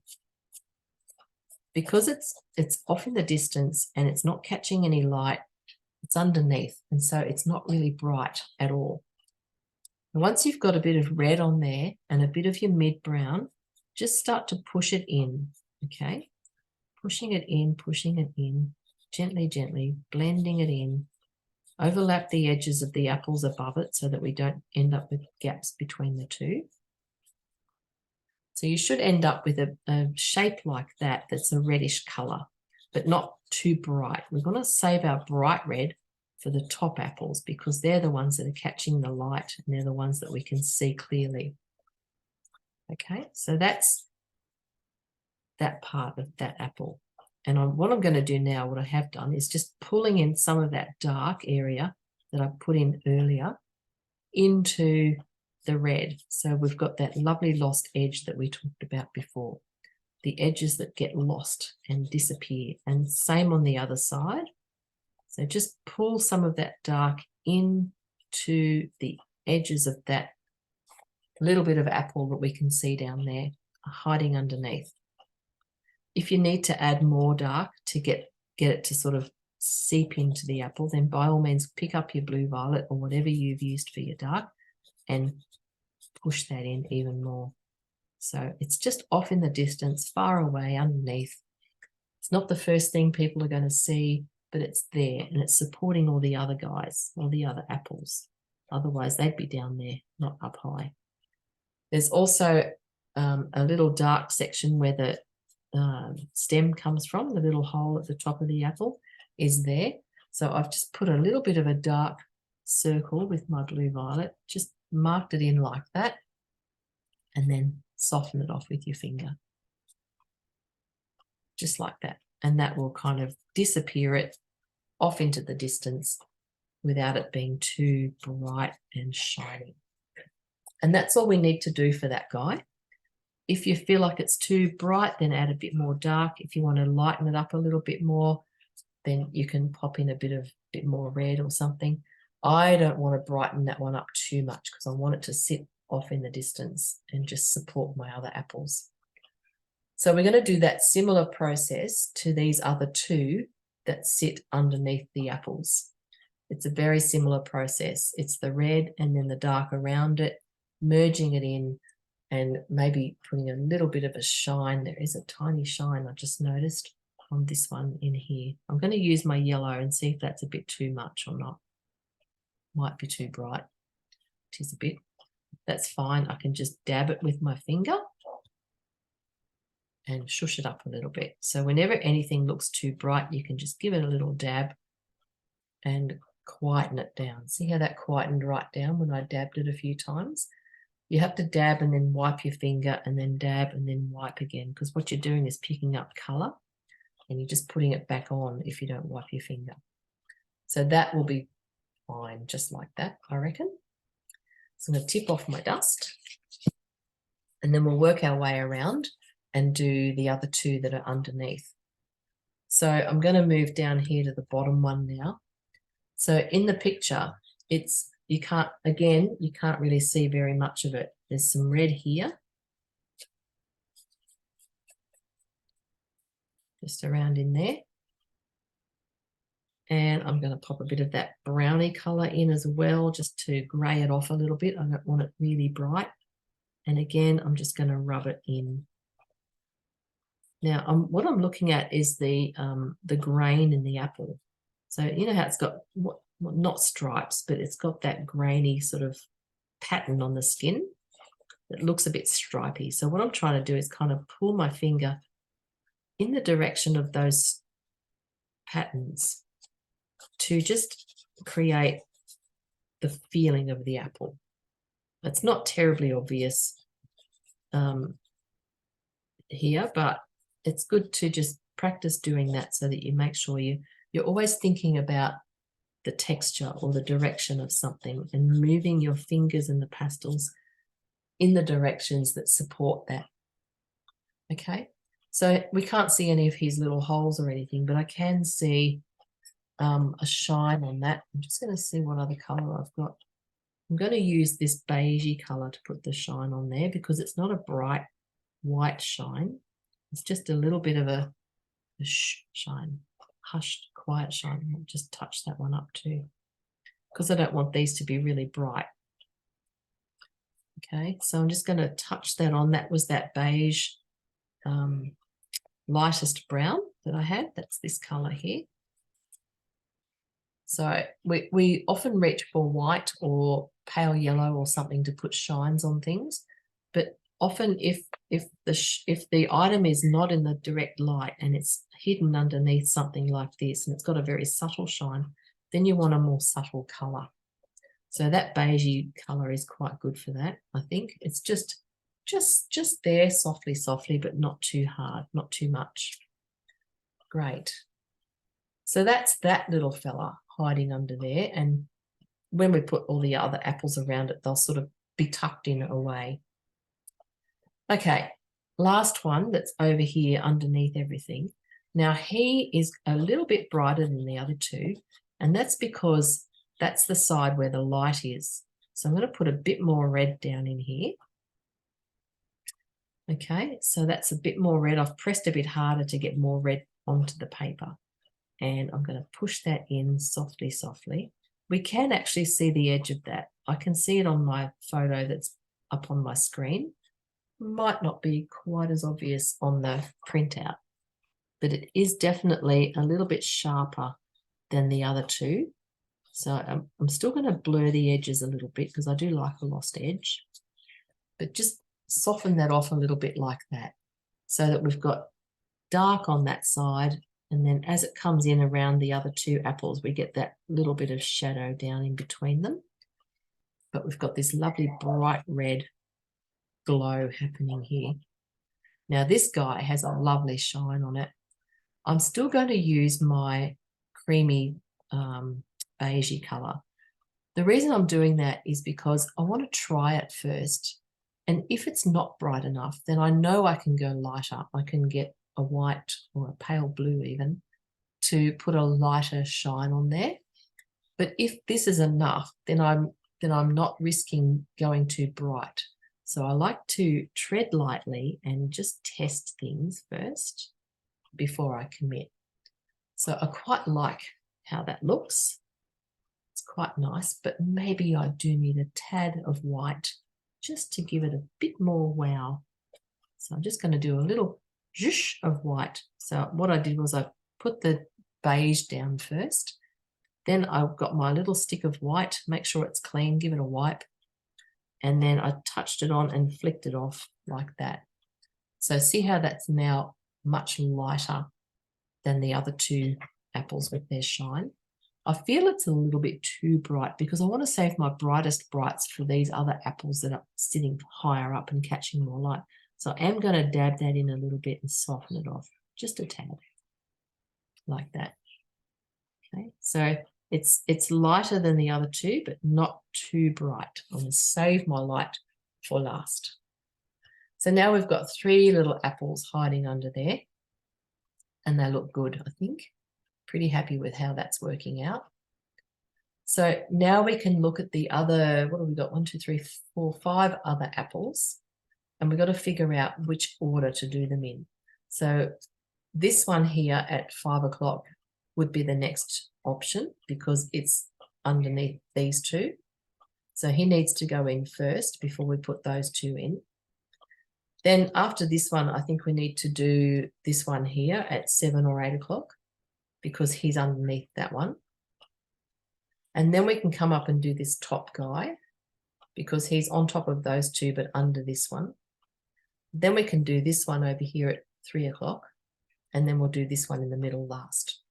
So that's the process. So when you're looking at how to do stuff, you just work out the order of things. And even if you have to draw in there like that, so to remind yourself of the order. So it's all about the layers and which is lower and which is higher and where they sit. All right, so let's get started on this one over here. Now he's quite dark in there, so we've got enough dark in there, which is lovely. And he's quite red, this one. I really like the redness of this guy. He's quite rich and red and lovely. So deep in here, it's quite red. So I'm going to put all my reds in there. In fact, I'm going to put red all over it. And then I can come in with my lighter colours to get that yellowy colour in. So let's put red in there like that. And of course, then we can blend it in. And I'm going to pull it down into this shadow area here so that that bleeds off and disappears. We've got a nice disappearing edge there, lost edge. And then we can pull this around. Make sure you move your finger in little circular shapes to mimic the shape of the apple. We want that lovely round shape. Now see how I'm getting this white edge or this light edge around my apple? So that's called a halo, and that's what happens when you don't overlap your edges. So that's okay because I've got to go a bit wider anyway, but I just wanted to show you that before I close the edges up. You don't want that happening. It doesn't look good. Just going to tip off this dust first. Cool. And then coming back in with my red, I'm going to go all the way to the edge with the edge of my red. Okay, so this is the tricky part when you want to get those really fine, sharp edges. It's nearly impossible with pastel, but we can get close. And I'm getting a lot of dust, so I'm going to have to tip that off after this. So just drawing in those edges, filling in that halo so we haven't got a gap between the background and the apple. Cool. Come over here a bit further. Just checking your shapes all the time. And I'm going to zhoosh a bit more red in here so that I haven't got this bright red outline around everything, which will look a bit silly. And then I can just gently blend them again. And when I get to the edges, just get the pad of your finger and kind of pull it in. So try and keep the edge sharp as you can. So don't let your finger go over that edge, but you can bring it into the middle of the picture or the apple so that you are blurring or fuzzing one side and not the other. Cool. Okay, I don't care if I overlap there and there because I can put my next apples on top. Groovy. All right, so that's good. And I can just close off this halo in here because I want that to sit on top of this bottom apple. Okay, got dust tipping off. Oh, it stayed there. That's annoying, isn't it? Just merge that in a bit. There we are. Lovely. So that's that apple. And now we can look at the different tones that are in the apple. So I've got this nice golden mustard color. And I'm going to look at this apple and I can see there's some yellow or mustard here. I'm just putting a bit of that there. And then there's also mustard, yellowy, brownish kind of colors around the hole. So if I put some of that around there like that,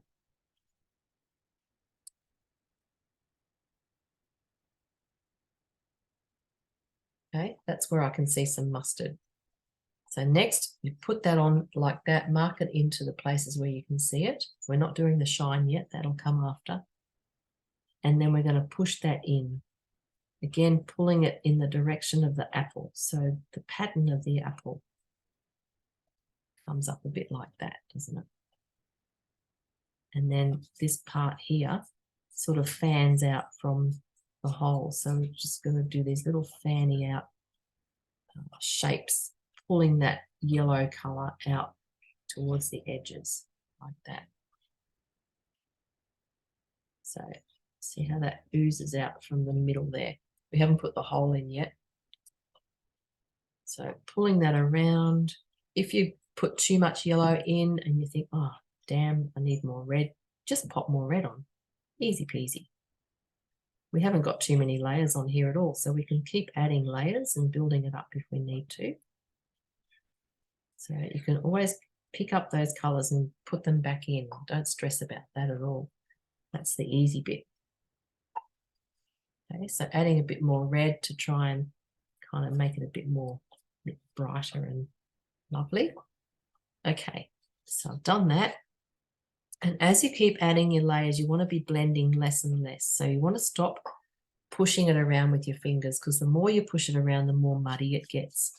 So as you start to get into these bright final layers, that's when you stop blending and you let the pastels just sit on the surface and do their thing, because they are the most beautiful colors and pigments, and they glow when they're on the surface. Okay, so you can just let that sit like that. And it's lovely because you can actually see the color underneath it now. It's like it's glazing, it's beautiful, and you can pick up all these beautiful tones and things just by doing that. So now we're going to mark in the little hole where the stem is. And what we're going to draw is a triangle shape. If you look at where the stem comes from, we have a hard line that goes in that direction there. And then it's like a little triangle like that. And so each section of where the stem comes out has a hard edge and a soft edge. And that depends on the angle that we're looking at it from and where the light is. So this particular one, the hard edge is here on the top, on the left side. You can see there's a hard edge there, and there's a little, I'm going to put more yellow here. It's a little yellow edge of the apple that goes across there like that. Okay. And then to make it look like a hole, what we're going to do is put your finger into the dark bit and pull it, but it's got to come out on this side, because that's the side we can kind of see it coming from. So it's got to have this gradual blend from dark up to the edge of the apple. So you can see how just by pulling that out a little bit, it's created that looks what looks like a hole now, because we've got this sharp edge on this side that's sitting in front of the hole. And I'm just softening the outside edges of that. So I've kept the inside edge here against the hole quite sharp. All right. So keep that nice and sharp there.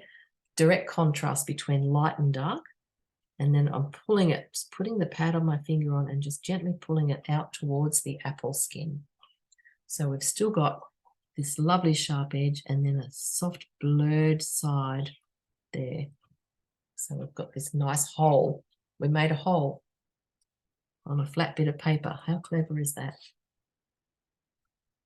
So it's all about how you push your finger around, basically, in the direction that this goes in, and yet soft and hard edges. Okay. So that's now a lovely little hole, and we can pop a stem in there. So the stem is a browny color. So I'm going to pick up my light brown, and I'm just going to get the edge of the brown pastel and try really hard just to make a nice little stem like that. It's hard to see because it's sort of a mid-tone, but then I can get this is the yellow color. I just want to get a bit of a shine or a bit of light on the tip of the stem. That was probably a bit too much. I'll have to quieten it down. This is where your charcoal comes in handy because it's a bit harder than pastel and works really well with it. If you can find a pointy bit or a sharp edge, just to get a bit of a shadow there. So now the stem makes more sense because it's got a little bit of shadow, a little bit of light, and it's hard to get into those tiny, tiny spots. But if you can find a way to do it, whether it be with a pencil or charcoal, it's going to be worth it. The other thing is there's a shadow of the stem. Can you see that just there? That tells us again the direction of the light. What a difference that made, just that little mark there, putting a shadow underneath that. Ah, cool. The little things.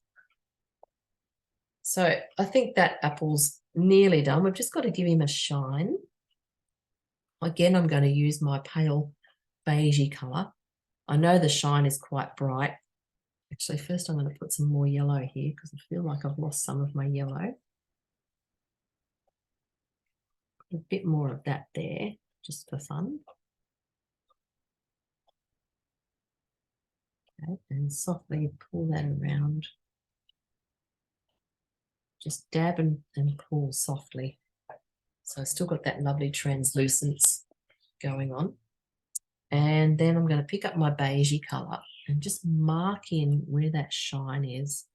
So the shine kind of comes around like this in that shape. And then there's another little shine there. And there's another tiny one just there. Okay, so this is going to have to be whiter. Just going to dab it in and soften it off a bit. And tip off my dust. And then, where's my white? There you are. Whiten this up a little bit, just to make that nice and bright. There we go. Quite like that. Good. And I just want to get a little bit darker up in here again. I lost some of my dark. Sometimes your dark kind of gets pushed around a bit and then it doesn't look dark enough. So you might have to touch up some of your dark spots. So you want to keep those shadows going on. And you've got to have your shadows to have your lights. Cool. So there's one apple done. He looks pretty good.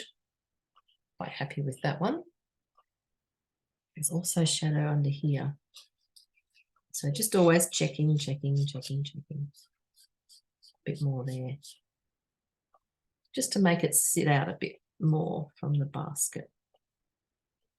Lovely. Okay, that's that one done. So it's going to be a similar process with each apple. The good thing is when you do something like this with all the same kind of things in it, like fruit or flowers and petals and stuff, you develop a little process or a recipe, and you just follow the same recipe and adjust it for each part. So it's a similar process. So what we can do next is move around to here. This guy, he's number 2. Now this one hasn't got as much red on it. It's got more of that pinky color. So I'm going to start with the pinky color this time. Like I said, same process, but different things depending on which one you're doing and what its features and things are. So I'm going to put my pinky red on there first. Just kind of use my right hand to get the edge there. Sometimes you've got to use your other hand because I can't see over it. I'm not right-handed, so that didn't work. Okay, there we go. So a bit of pinky red, and then a bit of red, and it's more kind of red on the bottom right area. So around this part here, it's more reddish. There we go, that's nice. And I'm going to pop a bit of this yellow in here. I'm just putting colour down first, and then I'm going to blend it all in and muck around. I just want to get some of the yellow in there too, because that's that nice sort of pale colour. And mixed with this pinky red, it makes a really nice orangey sort of tone, which is rather lovely. And that's also around the little hole. So this is the bottom of the apple. I've got a bit of that yellow in there, and I'll put the dark in a minute. All right, so now we can push this in. So I'm just going to push in these colours, try to keep my edges as sharp as I can. I mean, you really can't with pastel, and that's, I think, just how it is. That's what pastels look like, you know. It's part of their appeal, or not. Okay, so just pushing all of that in, making sure you don't have a halo. I don't want any halos around our apples. And I'm just pushing that middle bit too. So this one has some pattern in the skin, you know, that lovely stripy kind of pattern. So it needs to have my edges tidied up a little bit. So I'm just going to come back in here with some red and widen my apple so that I don't have that halo there. Come around through here. A little bit round there. You can see it's a sort of redder around the hole at the bottom there. Okay, so you just got to play with your colours and your tones and really study each one and look at what's going on. The shape, colour, direction, light, shadow, all those things. Cool. Tip off my dust.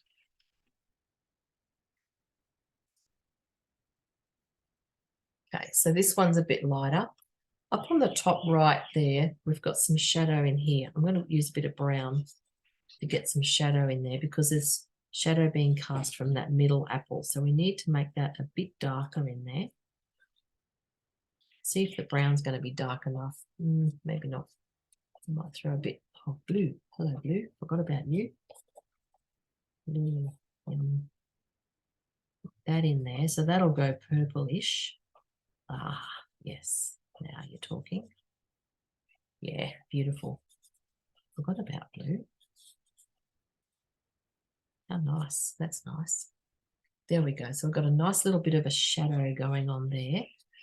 And then we need to add our little middle bit down in here. So it's kind of dotty, that little black area. I'm just going to do a few little dots, and then I'm going to just with my finger press hard but not blend, push it in a little bit. That just sort of makes it look like it's got parts, not just one big black blob. There we go. Cool. Tipping off my dust. We've got a bit of shine on here too. Okay, so shine. I'm going to try my beige again. So we've got a shine here.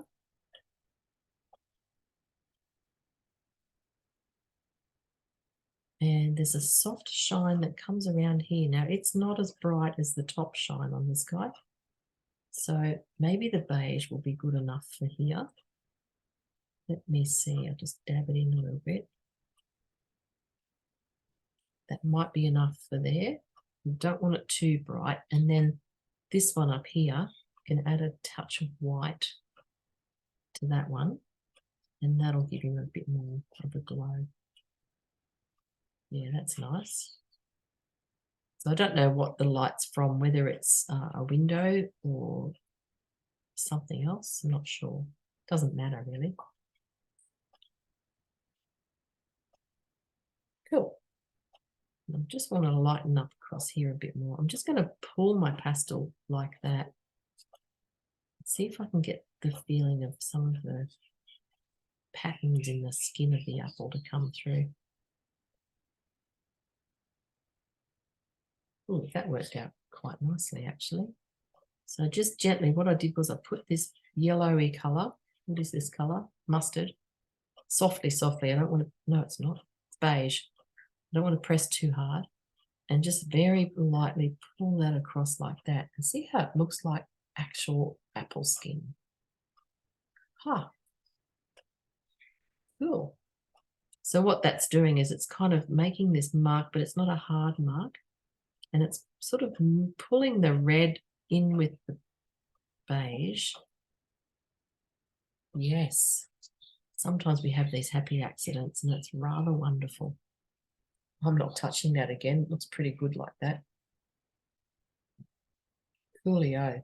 All right. Got a bit of a halo happening here. I might have to close that up with some brown.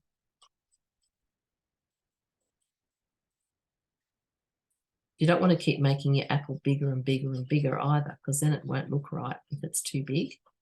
So sometimes you've got to come back in with your background colour just to close the gaps a bit. And just tidy that edge up a tad.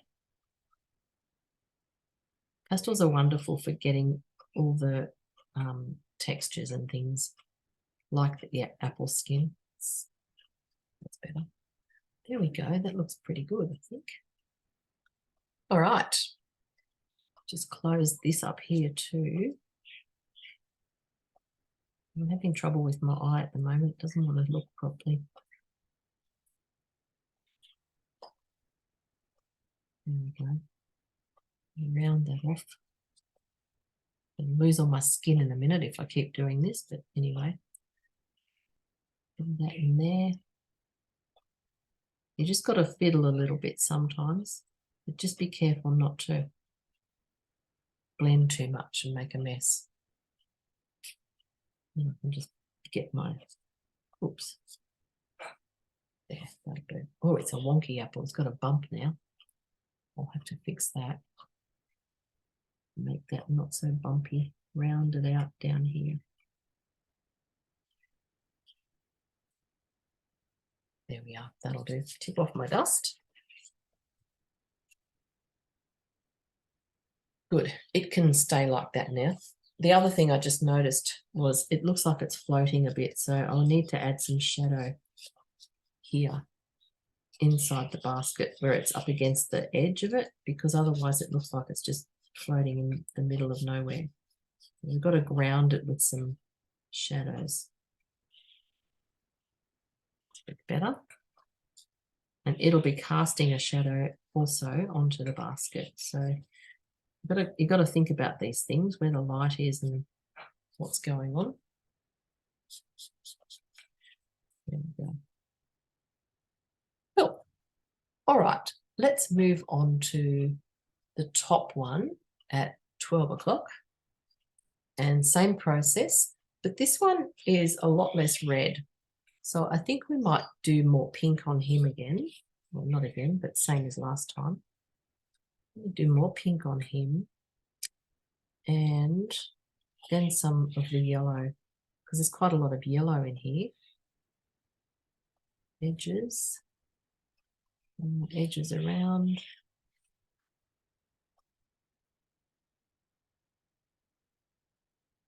Closing that halo off. Don't want those halos. So there we go. That's the pinky red colour. What do I call that? Orange red. It's like a watermelon, I guess. And I'm just going to push that in. So I've got a nice base to work with.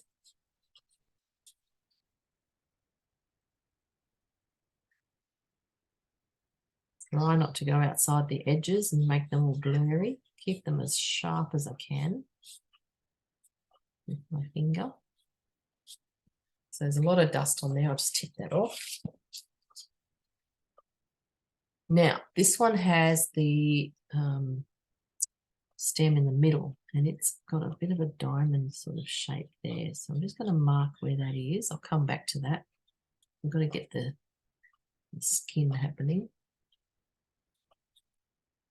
The sharp edge is on the bottom of this one. So I know it's a bit tricky to see, but you can see the dark part of the middle bit there sort of bleeds up into the apple on the top, fans out like that. And then we've got the sharp skin. I'll show you where I mean. The crumb sitting there. It's going to annoy me. I'll have to get rid of that. Trouble is when you tip off your dust, it dirties everything. Anyway, so we've got the dark bleeding up into the top of it, but then we've got the sharp edge here, like that. So once I start to blend some of this yellow into the apple, it should hopefully begin to look like a hole, like we did down there on that first one. Okay, so I just want to get some of this colour on here so I can start to mix it in and create this lighter looking apple. He's much more yellow than red.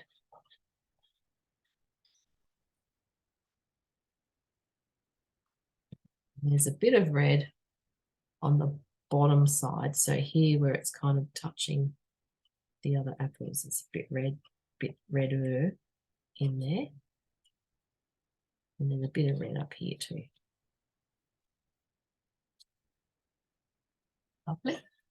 Okay, and then we can just pull this around gently, gently, pushing all the different tones and colours in. I'm not pressing really hard. If you press really hard, you get more mud. I'm trying to let some of this sort of stay on the top, pick up a little bit of the colour underneath, but keep some on the top as well. And I'm pulling it in the direction of the pattern of the skin. So if you pull it from like the hole outwards in a fan kind of direction. So it should start to hopefully look like it's got some pattern in the skin. And if it doesn't, then we'll keep trying until it does. Okay, so that's, don't know what that looks like. It's not an apple. Anyway, it's a start. It's a start. Okay, so that bit in there, let me try this colour. This is my beigey colour. Put that in there like that, and then we've got to have a bit of light through here. I'm just looking at the picture now, studying where those lights and tones and things are. So that's coming across the front like that. We've got a really light area here on the top right shoulder of this apple. It's quite light through there. I'm going to pop a bit of green in this one because that's fun. You can kind of see sort of a hint of green through here. Why not? It's a bit more interesting then, isn't it? It can't all be the same. So put a bit of green in there. Now we're looking more like an apple. And I'm going to come down lower in here because this area in here kind of ducks down in behind that middle apple. And it's darker down through there. So I've got to get that to look darker inside there. Good. And now that looks like it's coming out of where the stem is. Yeah, better. Better. And we need a little stem. So it's a brown stem and it's not very long. It's just a little bit of a bloop here. Just a little bit of nothing. Just got to find the right colour. Can't quite make that work. What will happen if I go dark? I don't think I need to. I'll go dark around it and then make it a bit lighter. That'll work. Yeah, that'll do. It's a bit too bright, but I'll just dab that and whiten it down a bit. Yeah. It's also got a shadow little of the stem. I'm just going to use my bit of charcoal now to put a tip on the stem and then maybe that little shadow just off to the left there, like that. So fun when it all works. I'm going to darken off this bit here again a bit more. There we are, that's better.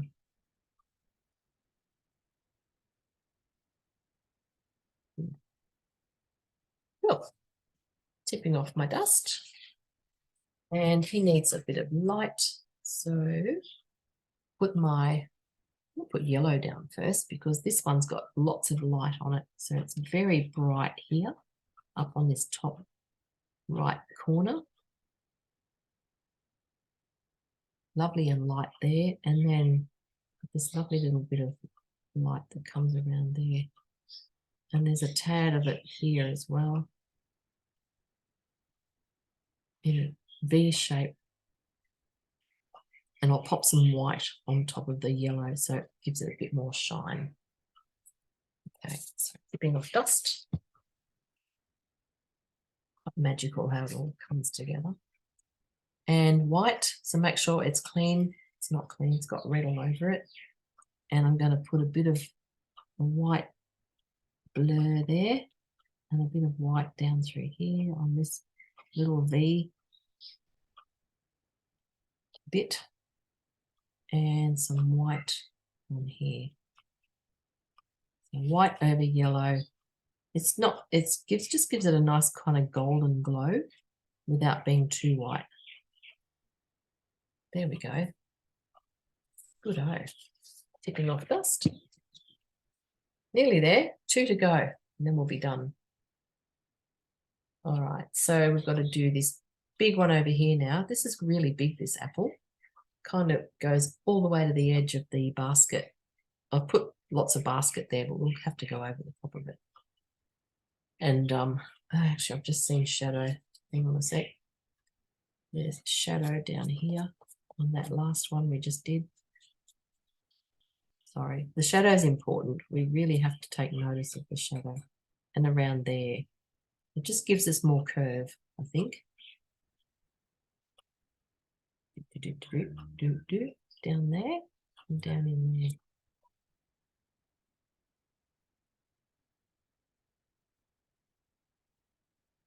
It goes around like that.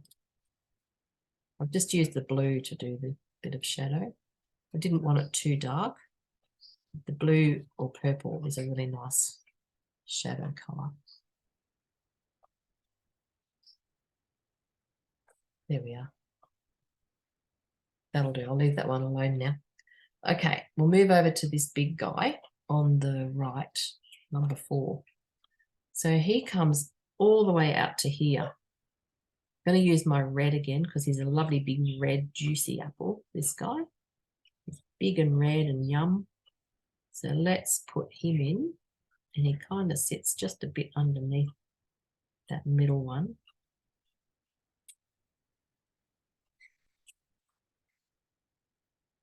And do I need to go wider up here? Maybe a tad, just a little bit. Good. And fill that in with red. Lovely. It's fun, isn't it, when you watch the progress, like going from something like that to that. It's I don't know, it's exciting. I love it. Understanding how to get from here to there is the thing, isn't it? And we're all getting it. Very cool. All right, pushing in the red, filling up the paper, getting all that pigment into the tooth, overlapping the edge of the basket a bit. Okay, so that's a nice big red foundation. Just going to put a bit more red on. Maybe bring it out a tad wider. So if you don't feel you've got enough pastel or colour on the paper, you can always add more. Always add more.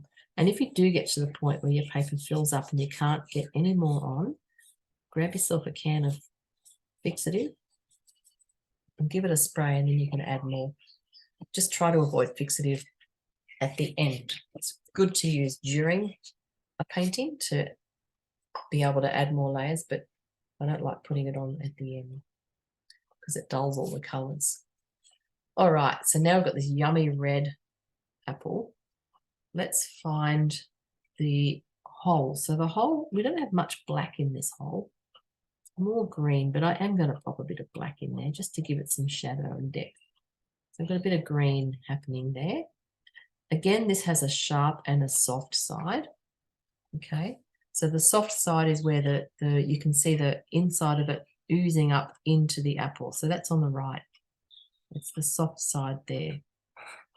That greeny color kind of oozes up over into the apple. You can see that edge of the hole, basically. And I'm going to pull that up slightly like that. So it's already starting to look like a hole. Pretty good. And do I need to put this yellow anywhere? Maybe I'll pop a bit of it, just a tad around here.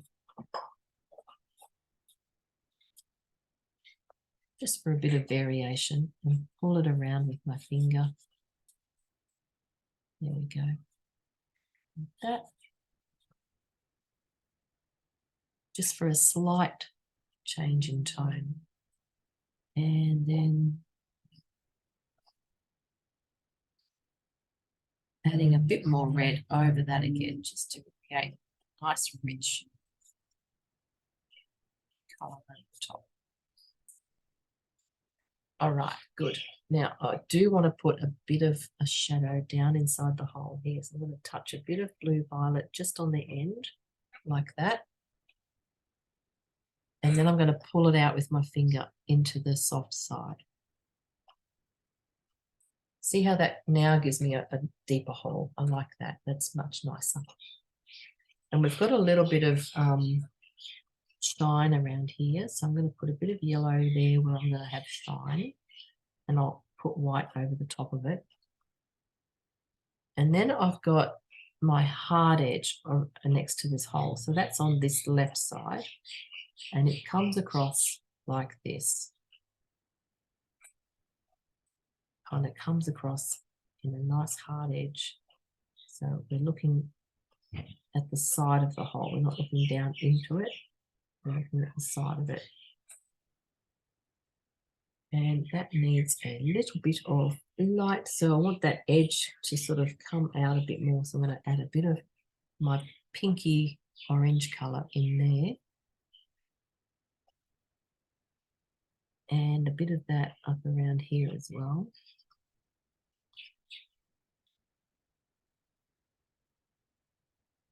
Cool, cool. And then I'm going to put a bit of that just on the shoulder here. I want a bit of a shine. Not a shine, but a lighter tone just there. This pastel's not flat, so it's not giving me a nice flat mark. I have to find another way to make that work.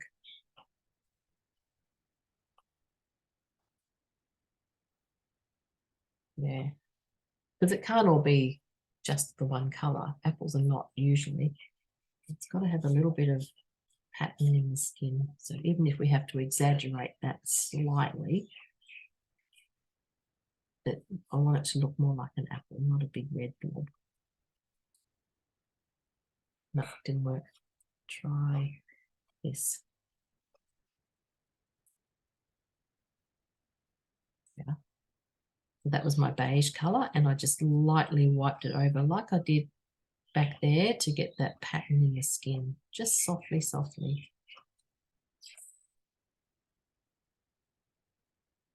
Coolio. And then we've got, what else do I need to put in there?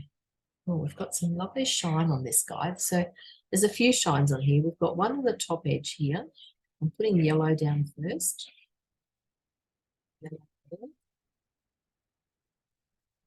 Got one here, which we've already put in. I'm going to touch that up a tad.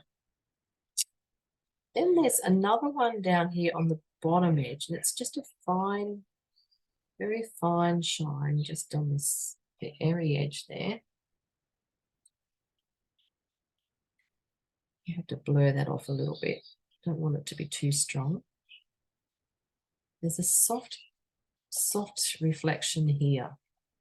The reflection of the apple below it and the reflection of on that.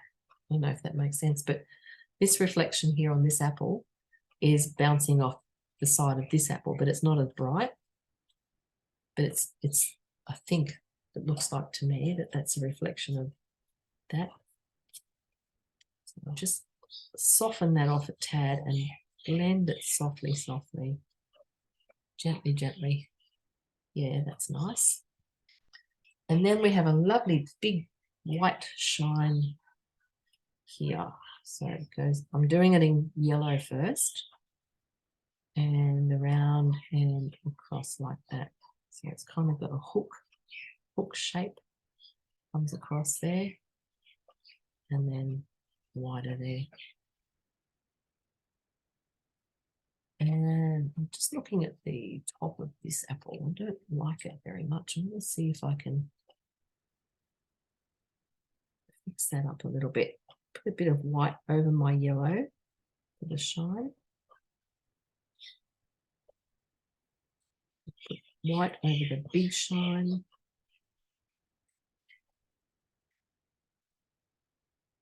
And this bit here looks crooked. So I'm going to just round that out a bit more.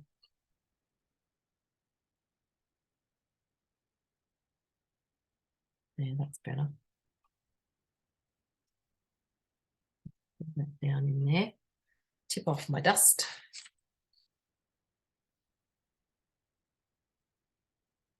Nice. Dab that softly. Good. Okay. I've softened on off the edges of this shine because it sort of blurs away a little bit. Cool, cool. So that's that guy.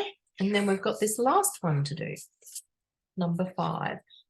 So he's got his stem and it's at kind of at the bottom of this apple. So we've got red and lemony green in there. So let's just put it in with red to start with. I'll just draw my circle back in, making sure it's a little bit wider than what I've left so I don't get any halos. Yeah, like that. Right.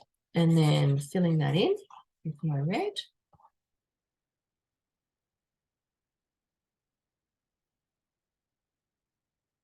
And I'm going to put my, what am I going to do? I'll put this bit of green in here for a minute. Maybe underneath a yellow or something, just to get a bit of a green tinge happening through there. To me, that looks greenish. Mixing green and red will make mud, but I'm not too worried about that. Don't mind a bit of mud. So that's nice. And then I can blend all that in.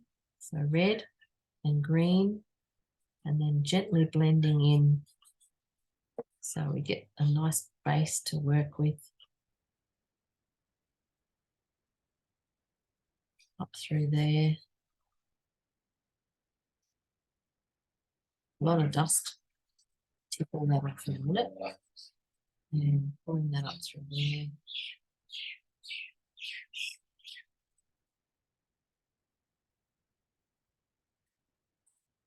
It's just tipping off. Got a bit of a halo here, so I need to bring him out a bit further. Like that. Okay. Lovely.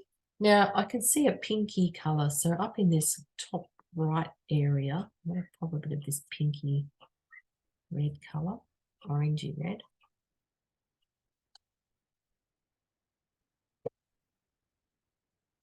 And softly pull that through. So now I'm looking at the texture or the pattern of the skin, thinking about what's happening here.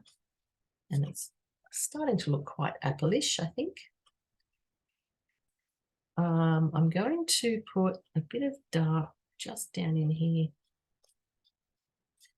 not much, just a tad. I just want to darken off that left-hand side because that's in shadow. The light's on the right and the shadow's on the left. So I just want to darken that off a tad.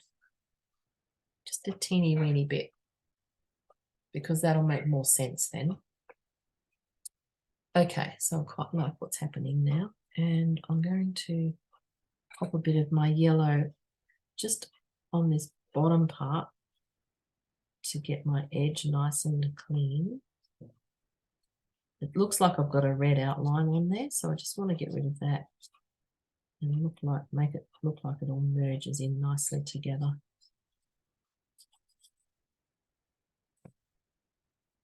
There we go. And we've got a nice bit of light there, so I will lighten that up in a minute. Got to get the hole and the stem in.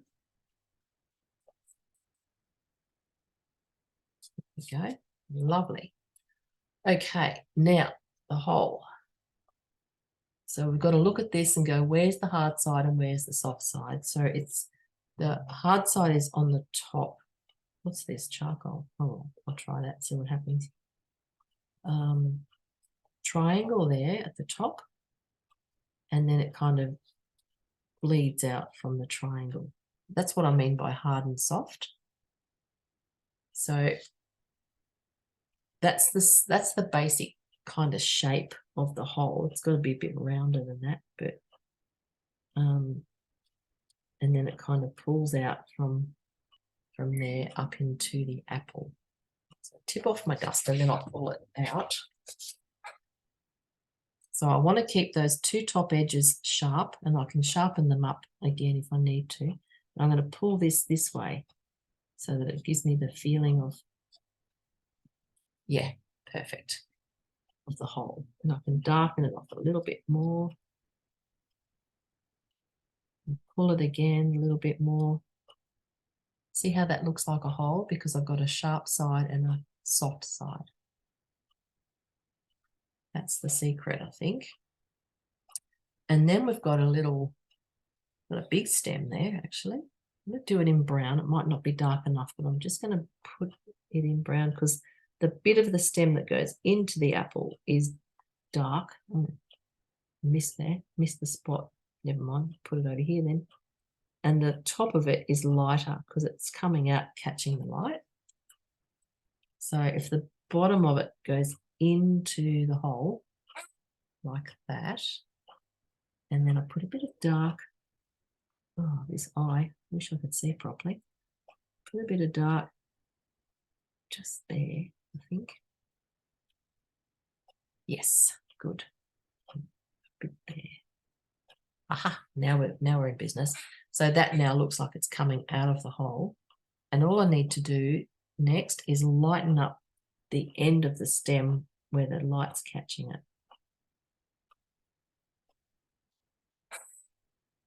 There, good. I might use white actually because it's quite light and it's against a lighter background, so I want it to sort of pop out a bit more. Perfect. Just going to put a bit more on the right. Yes, that's what we wanted. And so there's no shadow from that stem. Interesting, because the light's not on this side, it's over there. So that makes sense, but it does have a little bit of a dark tip. So I'm just going to use my charcoal to do that because I don't want it really dark. And I'm going to put a bit of charcoal just on the left side so it's got some shadow. There we go. Nice. Nice, nice. That's good. Good, good. Happy, happy. Okay. Now I'm going to put the shine on this baby. Just tip off the dust. So I can see some shine. I'll do it in yellow first and then I'll go over it with white. So there's a tiny bit of a shine just through, just a little whisper of a shine there. It's not very bright like the bright bits, so maybe that can stay yellow. Yes, that can stay yellow. And then over here, like right there, is a lovely big shiny bit. And then it comes across like that. in a little bit of an arc.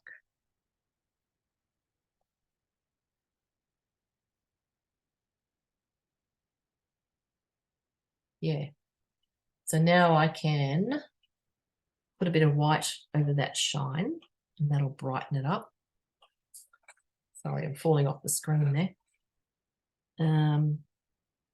Bit of white over here. The white's nice over the yellow because it just warms it up. Like that. Now my chair's decided to squeak. Shh.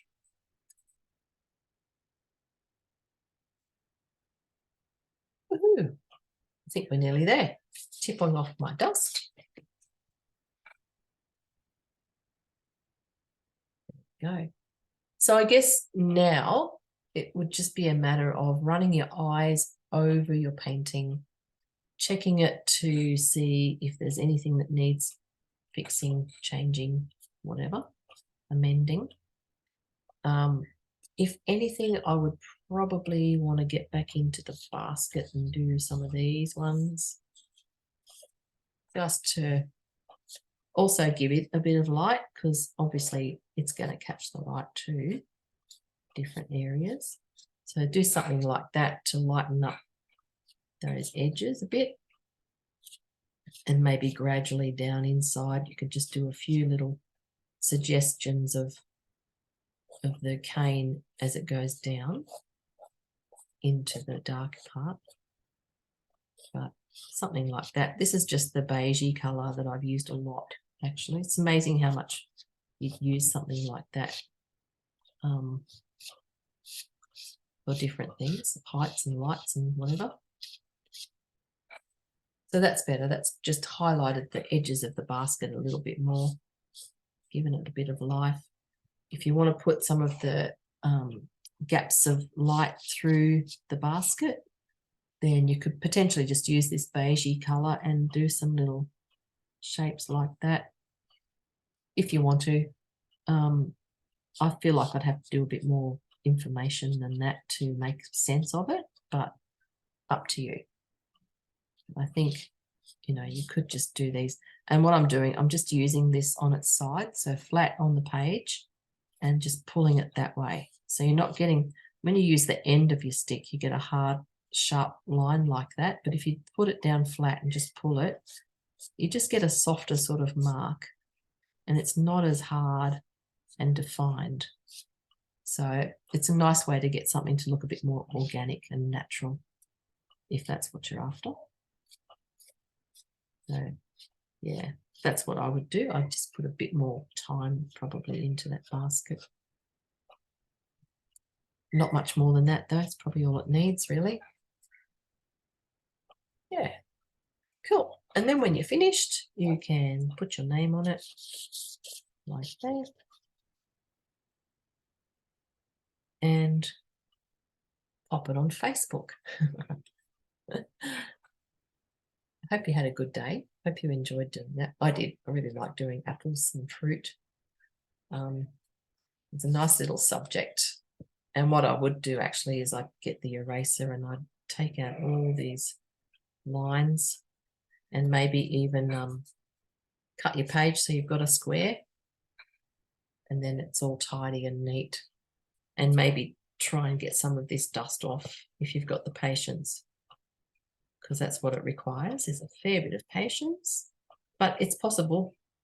These kneadable erasers are pretty magical. They'll do some good stuff. So it will get off the dust if you want to. So that's today's lesson. Thank you for joining me. If you do want to find more classes, you can have a look at my website, which is deliciousart.com.au. And there's a tab there called videos, and there's a lot more video classes there. And there's also workshops and classes and all sorts of things going on over there. And if you want to send me an email, there's my email, jeannie@deliciousart.com.au. Cool.